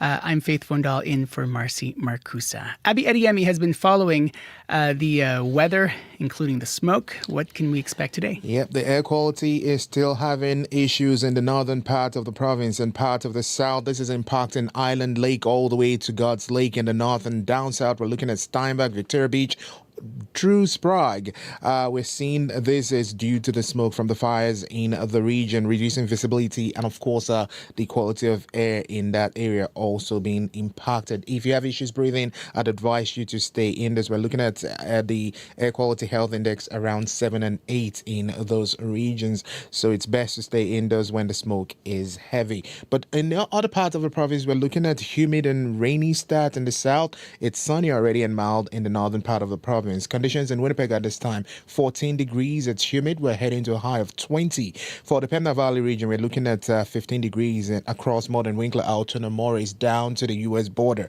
We're seeing temperatures get close to 20 degrees later in the day. In the Westman region, 14 at this point, warming up to 18. In the Parkland region, Dauphin, it's sitting at 13, warming to 19. Gimli is at 15 this morning with light rain. The Interlake region should see the rain stop as you get into the morning with temperatures warming close to 20 degrees. In the powerful influence surrounding areas up north, we're seeing 11 degrees and mainly sunny skies. It's going to be a pleasant sunny day for that part of the province. Temperatures will get to 20 degrees. Thompson, 8 degrees, warming up to 20. Expect a mix of sun and clouds there. Similar for Churchill, cloudy conditions at this time at 11. Today brings a mix of sun and clouds with a high of 14. So down south, I'll tell you, keep the umbrella handy this morning, but the rest of the day is looking brighter. All right. We'll take it. Thank you. Thank you. Abby Ediemi on the controls here on Information Radio on CBC Radio 1. Sierra Sanders is our studio director and following your morning commute. Good morning. Hello. Good morning, Faith. Still seeing that stalled car at eastbound Archibald and Provencher. So that eastbound right turning lane is blocked because of that stalled car. That was a couple of minutes ago, so I'm still looking for any updates. So if you have an update on that situation, if you're driving in that area, would love to hear about that. And then just some construction to note, closure on Mountain Avenue. So all eastbound and westbound lanes of Mountain Avenue between Fife Street and Bentall Street are closed for construction until this Friday. So shorter construction project, it sounds like, but still something to note, and use alternate routes if that is on your main commuter route. Other than that, there's not too much developing on the commuter line, but if that's not the case and there's something slowing you down, whether you are here in the city or out on the highways, you can give me a call on the CBC commuter line, 204-788-3093. All right. Thanks very much. Thank you. Sierra Sanders, our studio director here on the program. Stay tuned because still to come in this half hour of the program, the federal health minister is in town. She's going to be joining us for a live in-studio chat to talk about a few things like the National Dental Plan, doctor shortages, and of course the ongoing wildfires and air quality concerns. Stay tuned for that coming up in about 10 minutes time. First, though, at 21 minutes before 8 o'clock, 5 brain surgeries in 2 years. Tessa Emery has been through a lot, and it's an understatement, I would say. Now the Winnipegger is sharing her story of healing and resilience with, of course, a side of humor in her new Winnipeg Fringe Festival show called Tess Talks. Tessa is in studio now. Good morning. Hello. Hi. Thank you so much for having me. Appreciate it. It's nice to have you here. Of course, you're not the only storyteller in Tess Talks. Who else is performing in the show? Okay, so I'll give a little rundown. We have 5 of us all together, including myself. So the first storyteller is going to be a lady. She just got in from London last night, London, England, and her name's Sally Scott. And she's going to be sharing she had a medical condition. And it was a gynecological condition.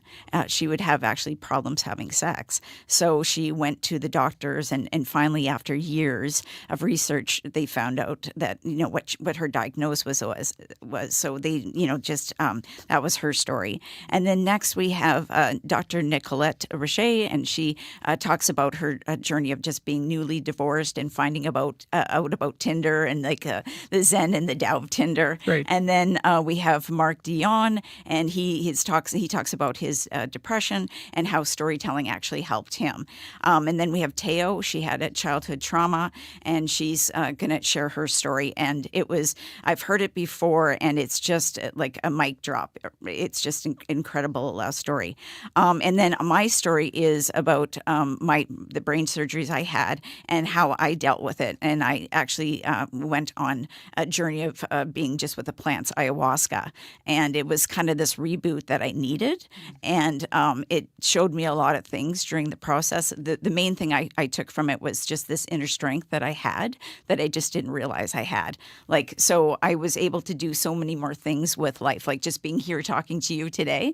This is part of it too. Yeah, this is totally part of it, because this is something I can't even imagine doing a couple of years ago. Right. I mean, what was it about those experiences and your experiences that made you want or compel you to share it in this format, in a show format? I don't know. I because I've always been drawn to the stage. Actually, the planetarium where we're performing, that's the first time I ever acted on stage when I was like 10 years old.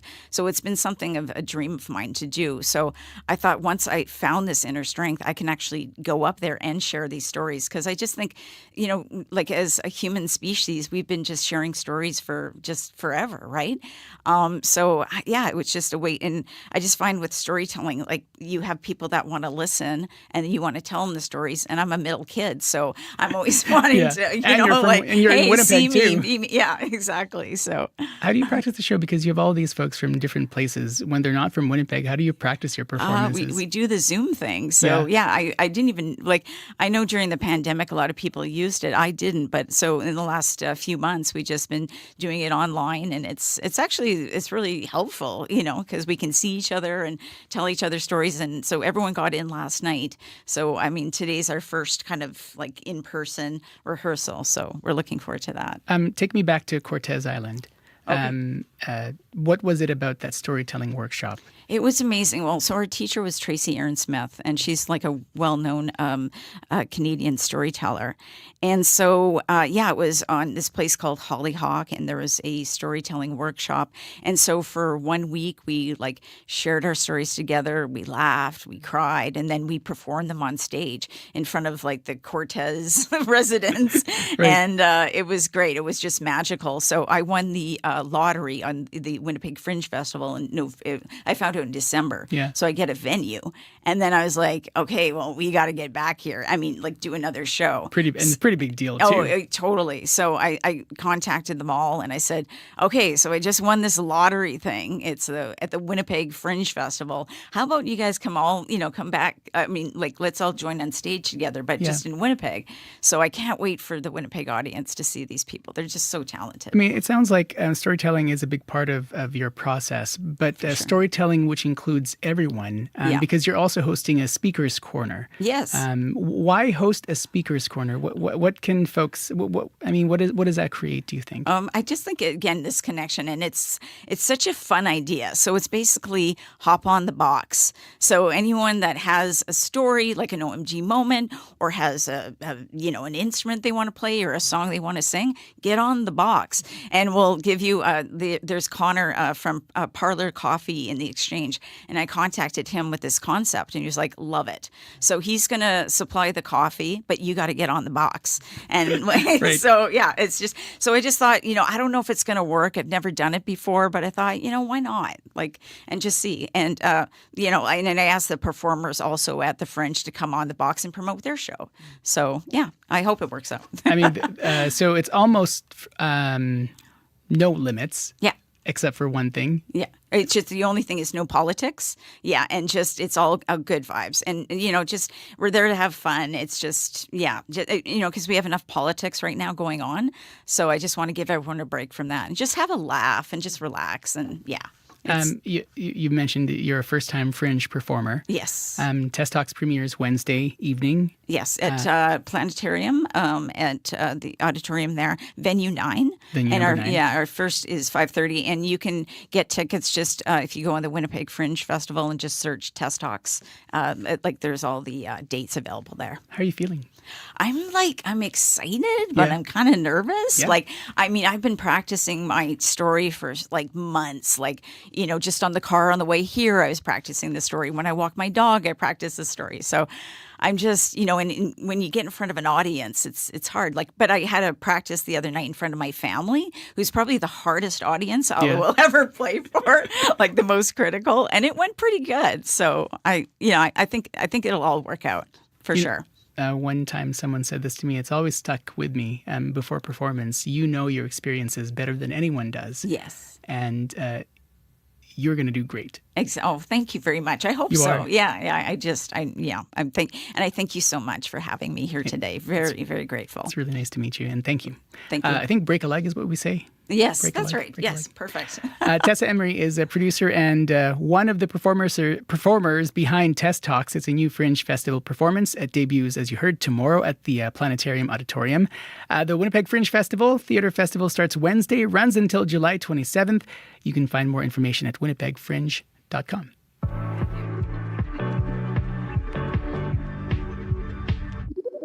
On This is Manitoba, we celebrate who we are, and we lean into the challenges here that can make this place even better. I'm Marcy Marcusa, host of This is Manitoba. On the podcast, we tackle one topic in a new episode every Friday. It's always about us, the news, and the people here. Get into some local listening. Find and follow This is Manitoba wherever you get your podcasts. If it happened today, find out today. That's the power of having the news in your hand. Get late-breaking news from reporters across the country, straight to your mobile device. Customize your experience with news from your region and what matters to you. Whether it's big headlines, detailed articles, live events, or on-demand video, CBC News has got you covered. Connect to the world. Download the free CBC News app or visit cbcnews.ca. We're at 12 and a half minutes before 8 o'clock here on CBC Radio 1, 89.3 FM, 990 AM, and of course everywhere on the CBC Listen app and on our CBC Manitoba YouTube stream. Maraming salamat. Magandang umaga. Thanks for joining us. The federal health minister is in Winnipeg. Minister Marjorie Michel has been in the city since Monday, meeting with different stakeholders, including a one-on-one meeting with Manitoba Health Minister Uzoma Aziguara. She also met with the Red Cross and the Canadian Armed Forces that have both been helping with wildfire efforts in our province. Minister Michel joins us in studio. Good morning. Welcome. Good morning. Thanks very much for coming. Let's talk about the wildfires here in Manitoba. What have your conversations with the Red Cross and the Canadian Armed Forces been like? What have you talked about? Well, so let me start by sharing my warm thoughts with the people affected by the wildfire. You know, when I landed Sunday night, I think, I met with the CAF, the Canadian Armed Force, at the airport. So they gave me an update on the situation and what they were doing. As you know, they jumped very quick when the province asked the federal government for help. And we, of course, as soon as they asked, we were on top of it.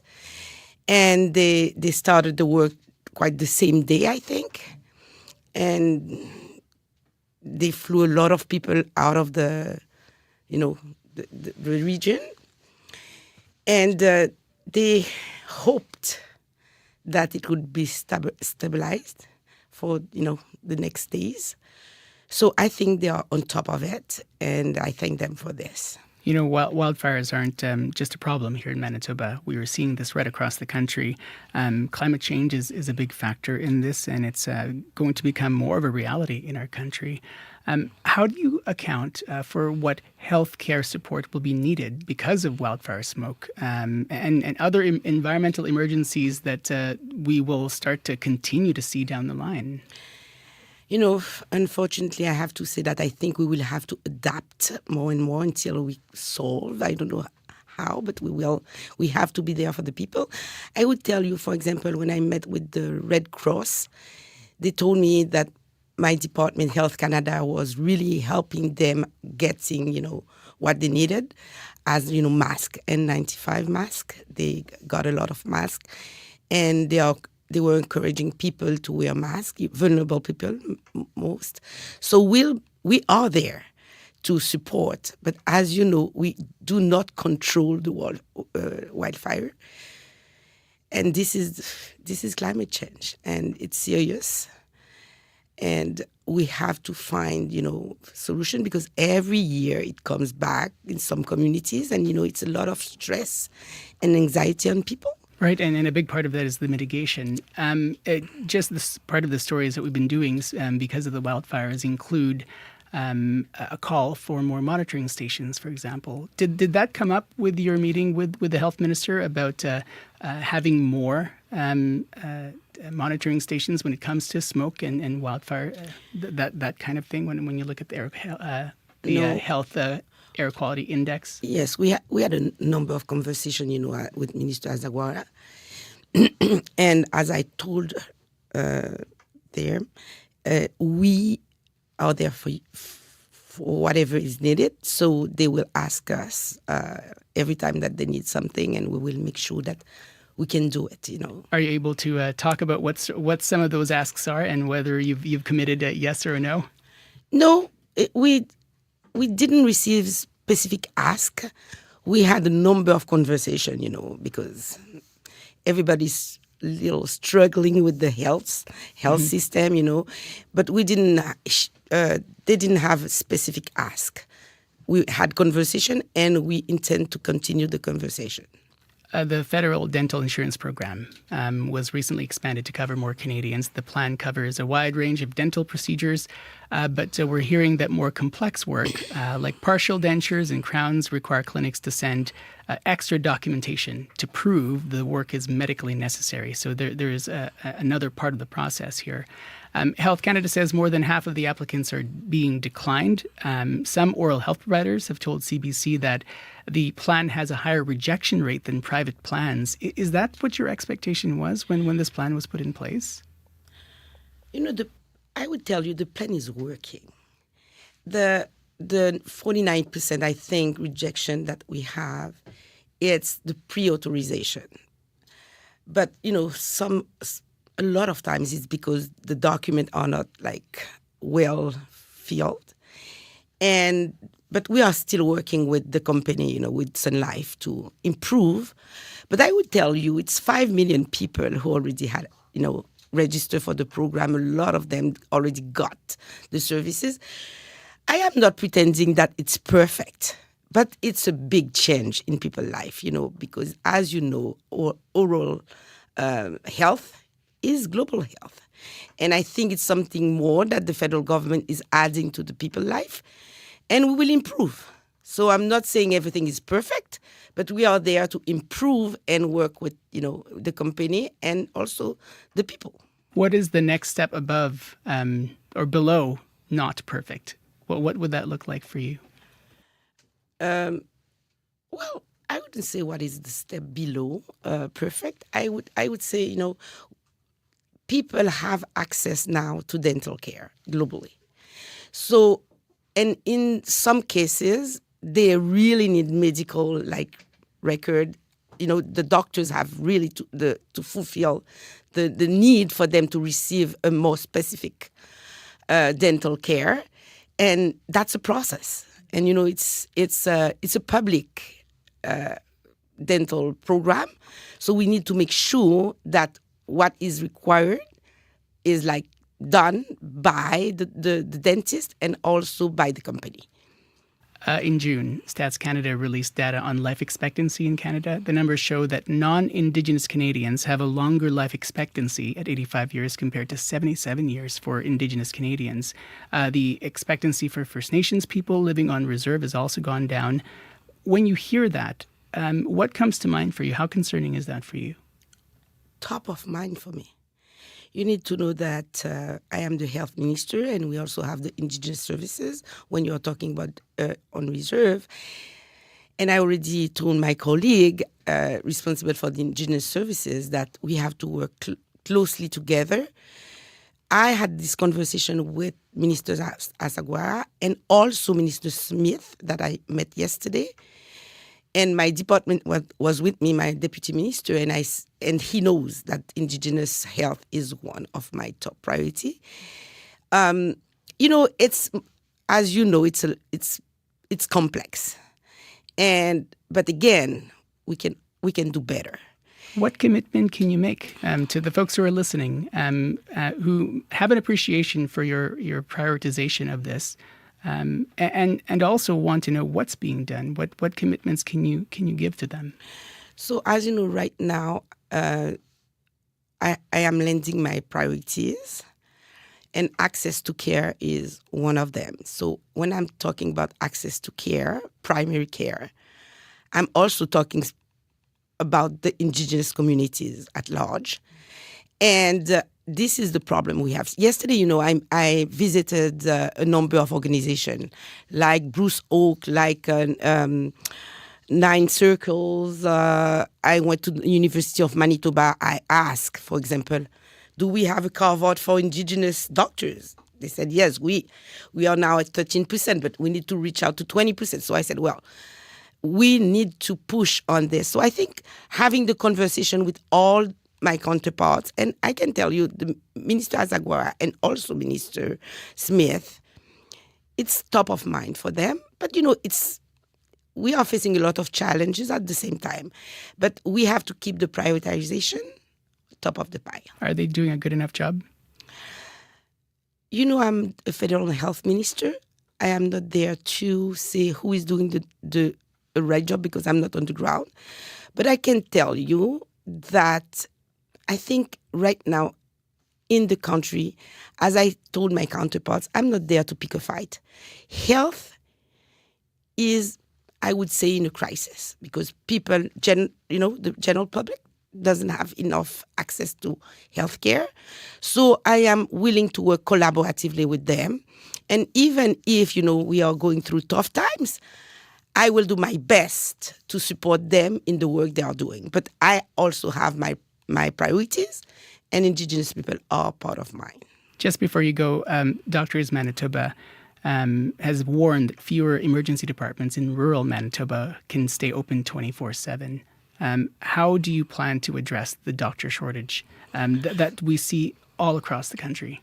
So this is a priority for all provinces and territories. When I had my first call with all, the different provincial and territories ministers, they all raised this. They need more doctors. So now I'm starting working with the Minister of Immigration, for example, to have a fast track, trying to put in place a fast-track program for doctors coming from abroad to come into the system. And also, as you can see, what our government is doing, talking about mobility, a number of provinces already started working with each other to see how they can improve the mobility. And we also have the technology coming in. So, for example, when we are talking about, rural remote communities, I am trying to see if I can push on, telemedicine, for example, more telemedicine, more technology. For example, on the dental program, when you need dental and you are living in a remote community, the cost to have the person coming in a city to get the service is very high. So tech will be a big part of it. Minister, thank you for coming in today. And thank you for inviting me. That is Federal Health Minister Marjorie Michel. More to come here on the program, including local news headlines after World Report. Stay tuned.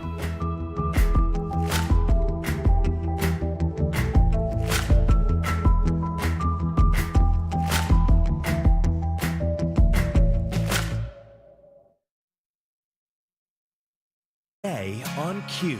I'm Ali Hassan in for Tom Power. Simple Plan are one of Canada's most successful rock bands, and now a new documentary is telling their story. Pierre Bouvier and Chuck Comeau from Simple Plan will tell you about the brotherhood behind the band and the journey that they've been on from basement shows in Montreal to global stardom. Getting emotional, think about it, but yeah, it worked. Q, this morning at 10:30 in Newfoundland, and on CBC Listen, or wherever you get your podcasts. The CBC News is next. Coming up in half an hour, it's The Current. I'm Megan Williams. Archaeologists today are doing more than getting their hands in the dirt. They're also cooking ancient recipes, recreating old tattoos, even testing techniques for building Egyptian pyramids. That's coming up on The Current. This is World Report. Good morning. I'm Marcia Young. Ontario Provincial Police data shows an increasing number of intimate partner violence calls. In 2024, the number of victims reporting crimes in Ontario was up more than 18% from the year before. And some victim-focused organizations say incidents are more volatile. But as Julie Ireton reports, those agencies also say police have better responses than in the past. The escalation of violence is a reality. Erin Lee is executive director of Lanark County Interval House in rural eastern Ontario. She's worked in shelters for women fleeing abuse for more than 3 decades. Lee says last year their crisis line received more than 3,000 calls. Is there a reality that there are more incidents? Yes. Is there a reality that the incidents are more volatile? Yes. And is there an increased awareness and more discussion happening about it? Absolutely. That discussion is happening, in part with the Ontario Provincial Police. Its own data shows the volume of intimate partner violence calls rising across the province. Acting Detective Staff Sergeant Nick Cloutier is with the OPP. I think a lot of the effort that the OPP is putting into properly investigating intimate partner violence is paying off. But it's well documented that most cases of domestic abuse still go unreported to police. Mary Lee Elliott is Executive Director of Victim Services of Renfrew County, another rural area. It saw a 24% increase in gender-based violence victim referrals last year. She says what's needed is prevention through education. And so teaching at a young age what a healthy relationship is. She also says more supports and services are needed, not just for victims, but also for perpetrators. Julie Ireton, CBC News, Renfrew County, Ontario. More than 150 wildfires are burning across Manitoba and Saskatchewan. The flames are closing in on a growing number of communities, and it is putting immense strain on fire crews and those helping the thousands of evacuees. Alexander Silberman reports. At a Winnipeg drop-in center, volunteer Michael Birch is unloading dozens of boxes of pasta, diapers, and clothing, all donations for evacuees arriving from Garden Hill, the Northern First Nation where he grew up. And this is my chance, my way of giving back to the community. Birch says most evacuees left on short notice, and many didn't take enough clothes and essential supplies. So the community center, run by the 4 Anishinaabe Nations, is collecting donations. People have really stepped up to the plate. I can't believe how good Manitobans are when it comes to crisis like this. Stephanie Mayer is director of the Red River Métis Community Resource Department, another group offering supplies. It's been extremely busy. Across the border in Saskatchewan, 8 communities are under evacuation, including the village of Beauval, surrounded by fire. You can't sleep. Mayor Rick LaLiberté has been helping on the front lines with volunteer crews. He's calling for a national strategy for northern wildfires and says current emergency plans lack coordination. We're the ones on the ground, boots on the ground. We see these flare-ups happening at night. We see the smoke during the day. The mayor says residents are anxious to come home, but conditions remain too dangerous. Alexander Silberman, CBC News, Regina. The British government has just revealed it has secretly resettled thousands of Afghans in the UK. Many of them worked with British forces who were deployed to Afghanistan after 9/11. Their identities were mistakenly released in 2022, raising fears they could be targeted by Taliban. John Healey is the UK's Secretary of Defence. Ministers decided not to tell parliamentarians at an earlier stage about the data incident, as the widespread publicity would increase the risk of the Taliban obtaining the data set. But as parliamentarians, it has been deeply uncomfortable to be constrained from reporting to this House. About 4,500 people have been brought to Britain under the secret program. Nearly 7,000 Afghans are expected to be relocated by the time it closes. U.S. President Donald Trump has another big win at the Supreme Court. It has cleared the way for mass firings in the Department of Education. It allows Trump to move ahead on his promise to dismantle the department. The CBC's Chris Reyes is following the story from New York. And Chris, what does this mean for the Department of Education? Well, it puts the future of this massive federal department in complete limbo and really brings the Trump administration one step closer to its goal of transferring the responsibilities of how to run and fund schools to the state level. So, for example, this would get rid of federal oversight for enforcing curriculum standards. So what's taught in schools, as well as civil rights guarantees around racial and gender equity. In her dissenting opinion, Justice Sonia Sotomayor issued a scathing line. She said that when the executive publicly announces its intent to break the law and then executes on that promise, it is the judiciary's duty to check that lawlessness, not to expedite it. A group of 24 states is now suing the Trump administration. What can you tell us about that? That's right. So they're suing for the release of almost $7 billion in funding, money for after-school programs for low-income children, teacher training, arts and music programs. This was supposed to be handed out by July 1st, but the Department of Education said that they're currently reviewing the funding. President Trump has made claims that some of that money was going to what he called a radical left-wing agenda. Educators are up in arms about this. Here's what Massachusetts Attorney General Joy Campbell had to say about it. To support our children and our families, this funding is critical. If this latest federal action goes unchecked, our students, our families, our schools, and our communities will absolutely suffer. The lawsuit is asking for an emergency court order to release the funds ahead of the upcoming school year. Thank you, Chris. Thank you. The CBC's Chris Reyes in New York. Donald Trump says he is looking forward to his second state visit to the UK in September. And in a wide-ranging interview with the BBC, the U.S. president says he has great respect for King Charles. He also says he has no hard feelings about the king's symbolic visit to Ottawa this past May. I want to have a good time and respect King Charles because he's a great gentleman. You know, he went to open the Canadian Parliament, and a lot of people saw that as a sort of an endorsement of Canada's independence. How did you see that? Well, I didn't view it as anything. Look, they're wrapped up with Canada, so what's he going to do? You know, he has no choice. Trump also told the BBC he believes trade negotiations between Canada and the U.S. will work out very well. Prime Minister Mark Carney is staying focused on those trade negotiations. He's meeting with his cabinet this morning to discuss the latest 35% U.S. tariff threat. Yesterday, Carney spoke with the president of the European Commission, Ursula von der Leyen. His office says they focused on how to make Canada and the EU stronger at a time of changing trade relationships. For the first time ever, solar power is the top source of electricity across Europe.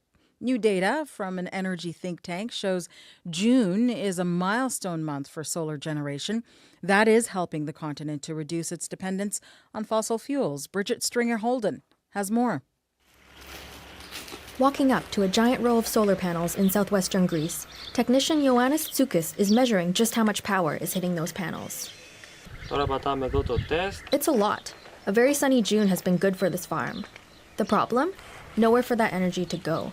Nikos Mansaris is an analyst at Green Tank, an Athens-based sustainability nonprofit. The main challenge facing the photovoltaic industry is the lack of electricity grid space and the lack of energy storage infrastructure. Still, Greece is one of the top examples of a booming solar industry. A new report by think tank Ember Energy said that last month was, for the first time ever, where solar power had the highest share of Europe's electricity, 22.1%.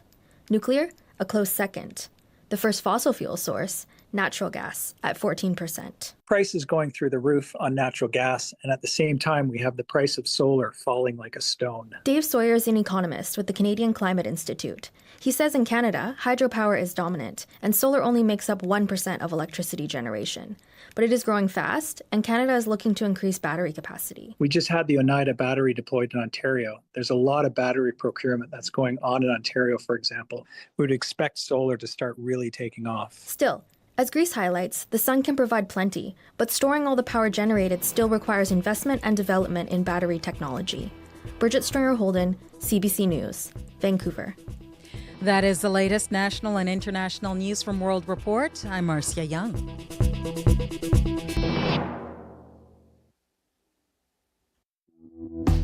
Magandang umaga, good morning Manitoba. Faith Fundal here in Studio 15 at Portage and Spence. This is Information Radio on CBC Radio 1.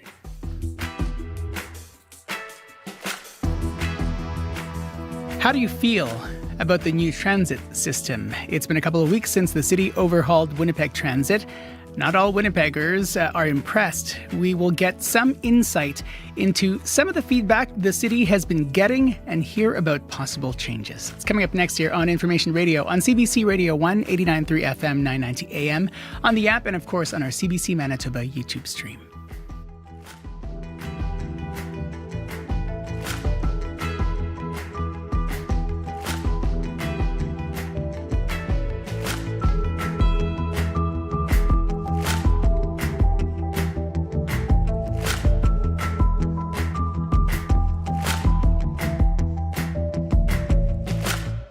First, though, let's head to your CBC Winnipeg local news desk, and Heather Wells joining us now. Good morning. Good morning.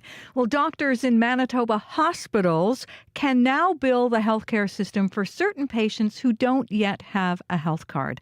The change applies to people who are eligible for coverage but don't have a personal health identification number. We'll hear who it impacts and how that's going to make things easier for some doctors. And a man who was forced to flee his Island Lake area home because of wildfire says police had to escort him to the plane. John Matthew Heron says he wanted to protect his home and now feels isolated and alone in Winnipeg. I'll be back with more Manitoba news at 8:30. All right, sounds good. Thank you. Thank you. Heather Wells from your CBC Winnipeg local news desk. Abby Adeyemi is following the forecast, the weather. Good morning. Good morning. It's damp and muggy, my friend. That's what it's going to look like to start across the southern part of the province. We have light rain in a lot of areas. Looking at the green right now, just towards Morden, we still see rain in that part of the province. Special air quality, I need to mention that, still in effect for parts of northern Manitoba and parts of southern Manitoba due to the smoke from the wildfires, which is impacting areas from Island Lake, Oxford House, into God's Lake in the north, and down south we're looking at Steinbach, Victoria Beach, Pine Falls, all the way into Sprague and nearby areas in the southern part of the province. The smoke is really reducing visibility there and making the air really hard to breathe in some spots. So it is best to stay indoors when it gets really thick out there. Conditions in Winnipeg right now, it is cloudy out there, 14 degrees. We're seeing that light rain already ease off. It's going to ease off through the morning and we'll see a mix of sun and clouds by the afternoon period. It will feel warm and slightly humid with the temperatures warming close to 20 degrees. And similar conditions we're seeing across the southern part of the province, Branda, Dauphin, Gimli, Morris, all the way down to the U.S. border. We're seeing temperatures around 15 degrees at this point. Light rain also in some spots, and we'll see temperatures close to 20 degrees. Further north, the powerful influence Thompson, Churchill, we're seeing dry and sunny start. Temperatures will get to around 20 degrees. Thompson is actually cooler, starting at 11 and warming to 14 this morning. So across board, the rain seems to be moving out of the southern part of the province, and we'll see some sunny skies break through. Temperatures get to 20 degrees. And Winnipeg right now, 14. Tomorrow looks sunny and beautiful. All right. Can't wait. Thank you. Abby Adeyemi on the controls today. Sierra Sanders is our studio director and also following your morning commute. Hello. Good morning. Got a call from Thomas and the St. Vital Import about northbound Main just before Higgins. They were both calling to say that there are construction pylons in the median lane there, but it looked to be there was no construction, just some construction pylons in the median lane blocking your route there down the road there. So you might need to move around those pylons. That's northbound Main just before Higgins in the median lane. There were some construction pylons getting in the way of folks there. Still seeing a stalled car on eastbound Archibald and Provencher. So that's taking away the right turning lane on eastbound Archibald and Provencher. It's been a while since I've heard any updates on that. So if you have anything to let me know about, please feel free to give me a call on the CBC commuter line. And if you're seeing anything else out there that's slowing you down, whether you are here in the city or out on the highways, give me a call on the CBC commuter line 204-788-3093.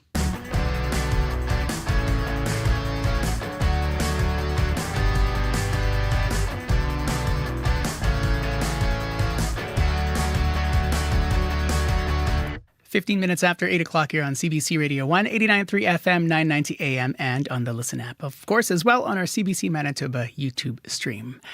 It's been a few weeks now since the city did a major overhaul of its public transit system, and not all Winnipeggers are happy about it.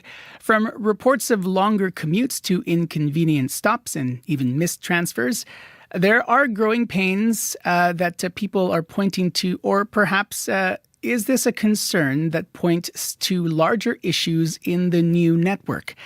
Deanne Sylvester is a longtime transit user, legally blind, and she says the new system has made transit unreliable for her and others. In my mind, the city over the last couple of decades has gone a long ways to making things accessible, bringing in accessible buses. And now it's like all of a sudden they've decided, oh, you've got your accessible buses, but guess what? We're going to remove a whole bunch of stops.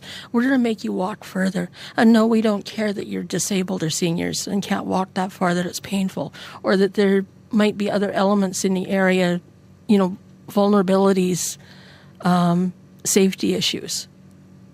And especially in winter, because city sidewalks, let's be honest here, at best in the winter are a hit miss with decent plowing. A sidewalk can be plowed, 10 minutes later a street plow can come along and leave a ridge at an intersection, leaving you challenged to maneuver over it without falling into traffic or onto the sidewalk. That's Deanne Sylvester, a longtime Winnipeg transit user. We've reached on the line now Janice Lukes, Public Works Chair. Good morning. Welcome to the program again. Good morning. Good morning, Faith. I want to give you a chance to address what Deanne Sylvester there says about not being seen and not being heard. What do you make of what she says? Well, like you noted, Faith, this is a complete overhaul of the entire system, and there are going to be some hiccups. We did this overhaul in the summer so that it's not 40 below. We can see the adjustments that need to be made. What people need to do is to call in to report online what the issues are that they're facing. Transit has said all along, and we've known all along, we're not going to get this perfect in the first try. But what we need to do is get this feedback. We need to hear the feedback from the public. Now, we've had this, about 3 weeks now that we've been operating. In Southwest Winnipeg, we made this change in 2020. So there was an opportunity for transit to understand how it works, the spine and feeder system in Southwest Winnipeg. So that's been in place since 2020. There have been some adjustments to it with this big change also. We're hearing a lot of feedback. We're hearing probably more the negative feedback than the positive feedback, which we totally expected. And again, it's really important to have that feedback so we can make the adjustments over the next, few months. And that negative feedback, are you hearing similar things that Deanne Sylvester described? The way that she's framed it is if you care about these issues, you would insert the thing, right? Say the thing. Do you care about these issues, to be clear? Well, of course I do. I think every single councillor cares about these issues. The mayor cares about the issues. Transit cares about hearing about the issues. So, of course we care. One of the things about a frequent network or a high frequency network is you can't have bus stops every block because then it's not a high frequency network. The distance between the bus stops, we're hearing a lot about that. We're hearing a lot about the distance between the bus stops. We're hearing a lot about the transfers. That's something that won't change. With a spine and feeder system, there will always be transfers. Where the transfers occur, that may be something we can modify. But these are things that we need to hear. Transit needs to hear. So again, we're 3 weeks in. Let's give it another month or two, and transit will be speaking to councillors. We'll be looking at some of the big issues that we're hearing about and looking to make tweaks and adjustments. Nothing is perfect right off the bat. Are you hearing things that people like? What positive things have you heard from folks?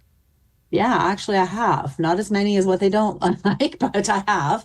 And that being, it gets them to their place faster. it gets them to their destination faster. And that's why we did it.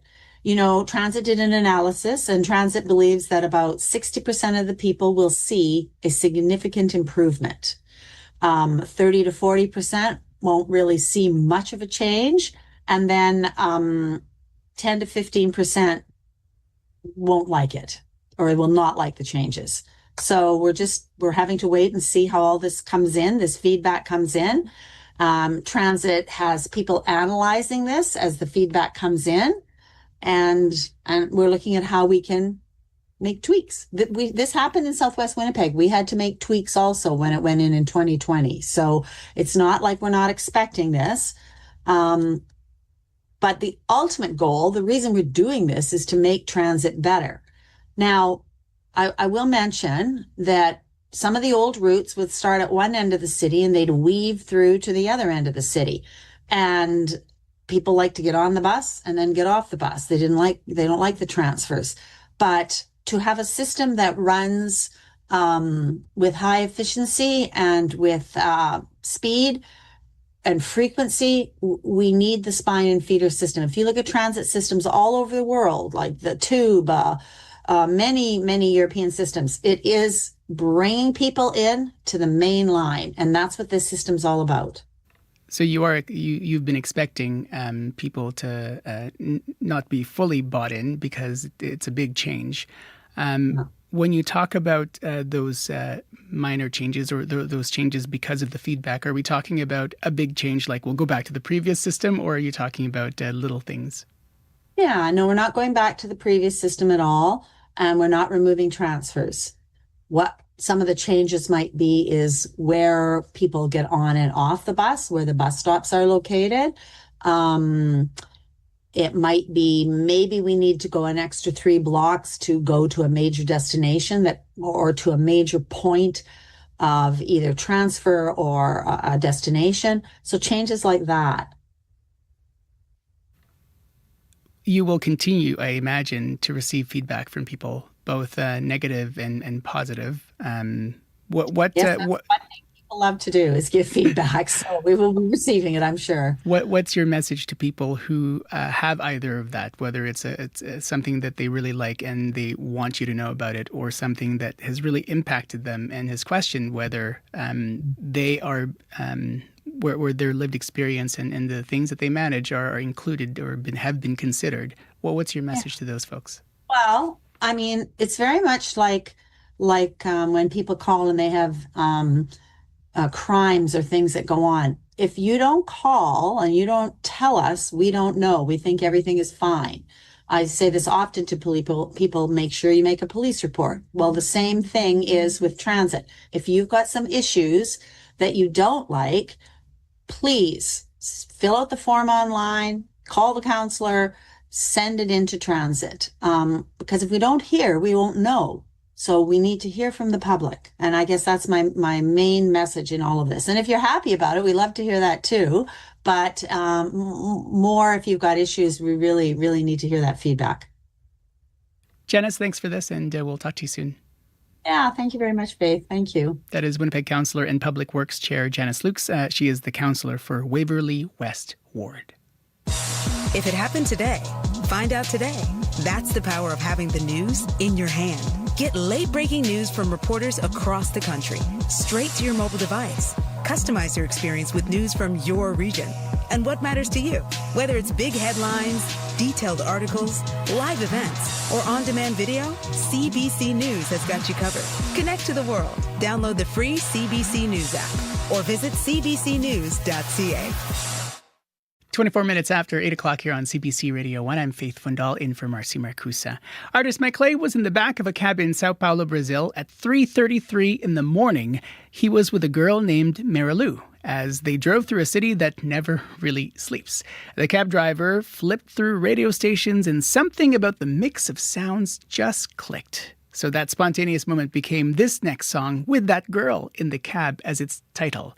This is Mike Clay with Here Is Marilu.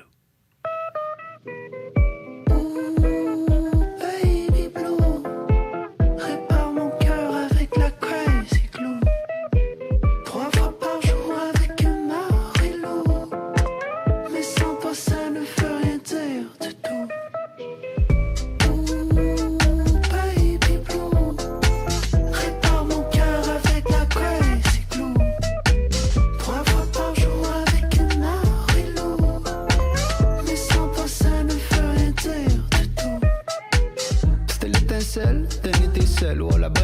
l'alcool et le mauvais œil. Je marchais sur l'eau, je dormais debout. Je suis 5 pieds 12, je sais rien du tout. Elle m'a dit ciao, comme un main au cœur. La tentation est la meilleure. Cause I hope you holler back, girl. Cause I hope you holler back, girl.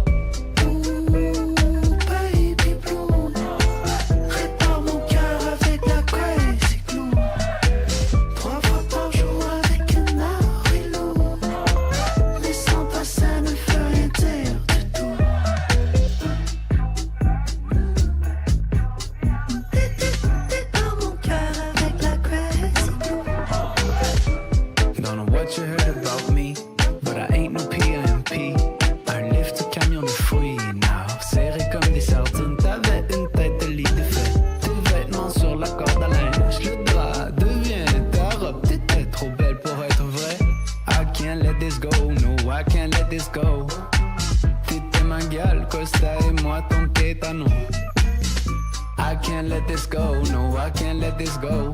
Cause I hope you holler back, girl. Cause I hope you holler back, girl.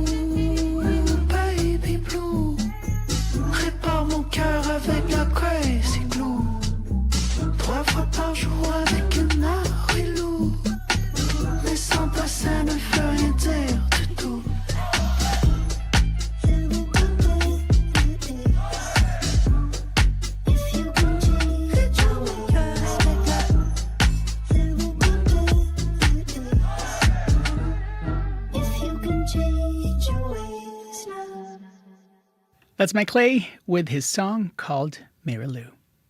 We're coming up to 28 minutes after 8 o'clock here on CBC Radio 1, 89.3 FM, 990 AM here in Winnipeg, on the CBC Listen app, and of course on our CBC Manitoba YouTube stream. Thanks very much for making us part of your morning routine.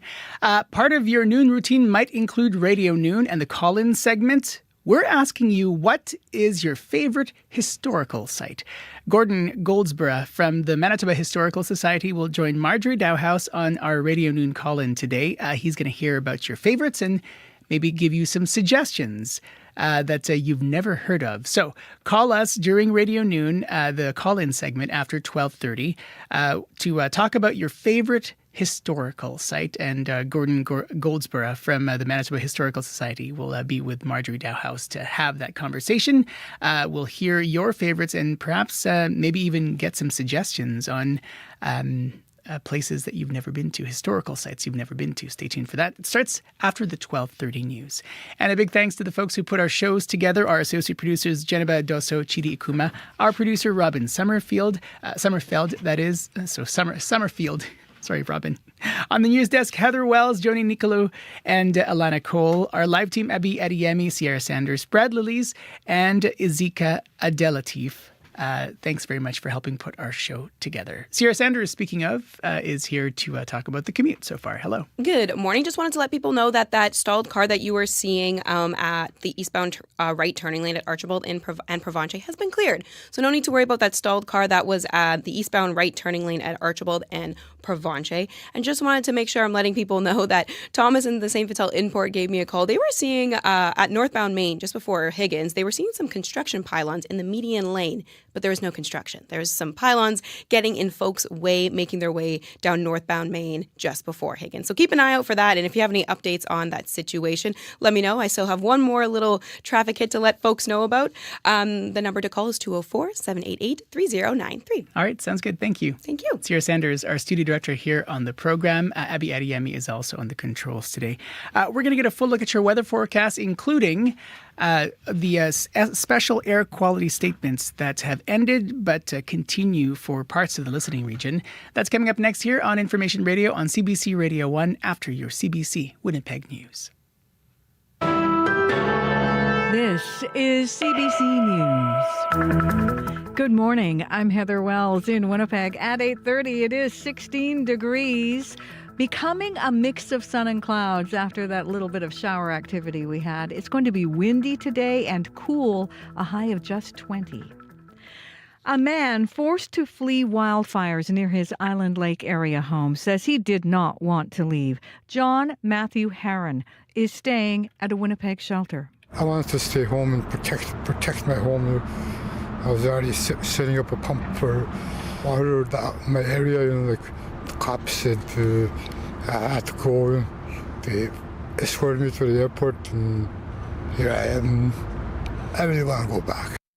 Herron says he has no clothing, phone, or identification with him in Winnipeg. Community leaders and groups are working to help support evacuees. At least 12,000 people are out of their homes. About 1,100 are currently in 2 congregate shelters in Winnipeg. A firefighter hit in the face with a pole on Friday. A crew threatened at knife point over the weekend. The head of the Union for Winnipeg Firefighters says violent incidents are putting their members at risk.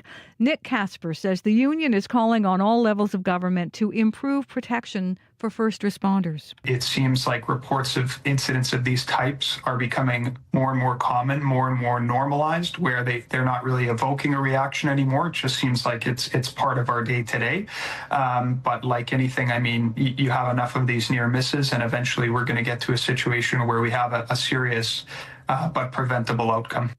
In a statement, Winnipeg Mayor Scott Gillingham says he's fully supportive of strengthening legislation to hold people accountable and to establish consequences for threatening or assaulting first responders. Doctors in Manitoba hospitals can now bill the healthcare system for certain patients who don't have a health card. The change applies to people who are eligible for coverage but don't yet have a personal health identification number. Among them, newborns, people experiencing homelessness, newcomers to Canada, and those who have been recently incarcerated. Dr. Nichelle Desolé at Doctors Manitoba says the change will help cut administrative burdens for physicians. In the past, doctors have had to continually follow up with patients or take a financial loss. Now, under the good faith billing, there is a way to submit the claim relatively quickly, as we normally would for any other claim, and have it processed. You don't have to wait for the numbers. You don't have to do the back and forth. Desolé, who is also a rural physician, says the change will also be helpful for newborns and newcomers she treats. She hopes it means they won't see a delay in getting health care. A Winnipeg personal care home is asking the Court of King's Bench to prevent police from obtaining details related to the death of a 90-year-old woman. She died last October, a week after falling out of her bed at Concordia Place. The care home says the fall did not cause her death. A critical incident committee reviewed the case. Winnipeg police also started looking into it. A judge granted police a production order in February. It requires Concordia Place to disclose all communications related to the case, as well as photos, x-rays, and reports. But the care home argues it can't give that information to police, saying it is prohibited from doing so under the Manitoba Evidence Act. A hearing has been set for next month. The latest inflation numbers are out this morning, and they show the inflation rate moved up to 1.9% last month from 1.7% in May. Manitoba's inflation was 2.2% last month. It had been 1.9%. Statistics Canada says food and gas prices have stabilized, but vehicles, furniture, and other durable goods are on the rise. The Bank of Canada is closely monitoring these figures ahead of its next interest rate setting at the end of the month. Prime Minister Mark Carney meets with his cabinet today for the first time since Donald Trump's latest tariff threat. In a letter to Carney last week, the U.S. president announced a 35% tariff on Canadian goods going into effect as of August 1st. Carney has yet to formally respond. A southwest Winnipeg couple is suing the city, their neighbor, and her contractors over a wall of earth dividing their 2 properties. They live in Wilkes South. In a statement of claim filed last week with the Court of King's Bench, they say their neighbor built a 9-meter-high wall made of earth along a property line out of animosity. The couple has asked the court to order their neighbor to take down the wall and never build it again. And this year's Emmy nominations are out this morning. I give consent to sever my memories between my work life and my personal life. The dystopian drama Severance is expected to be among the frontrunners. White Lotus, Hacks, and Seth Rogen's The Studio are also expected to end up with multiple nominations. The 77th Annual Primetime Emmy Awards will be handed out September 14th in Los Angeles. You can find the latest news updated throughout the day. All you have to do is head to cbc.ca/Manitoba. All right, thanks very much. Thank you. Heather Wells from your CBC Winnipeg local news desk. Abby Adiemi is back for a last look at the forecast and the smoke. Yep, across the province. Let's start with that damp situation we have in the southern part of the province with light rain, while the north is going to be staying dry, sunnier, and a bit comfortable. Though smoke is still a concern up the impacting part of the south also. Temperatures right now, 15 degrees across the southern regions. We're expecting a mix of sun and clouds, warming to 22, while up north is still around 10 and 13 degrees, and highs would just get close to 22 degrees. Winnipeg, 14 right now. We'll see some sunny conditions later, but it's going to be mixed with cloudy skies also. All right, thanks very much. Thank you. Sierra Sanders, the commute. Good morning. Mountain Avenue, there's a closure there. All eastbound and westbound lanes of Mountain Avenue between Fife Street to Bentall Street are closed for construction until Friday. So please use alternate routes if that's on your main commute, and hope everyone had a safe drive this morning. Thank you very much. Thank you. Sierra Sanders, part of our live team as well, and including Brett Lilies and Izika Abdelatif. I'm Faith Fundal. Mag-ingat po kayo and take good care. Stay tuned. The Current is next.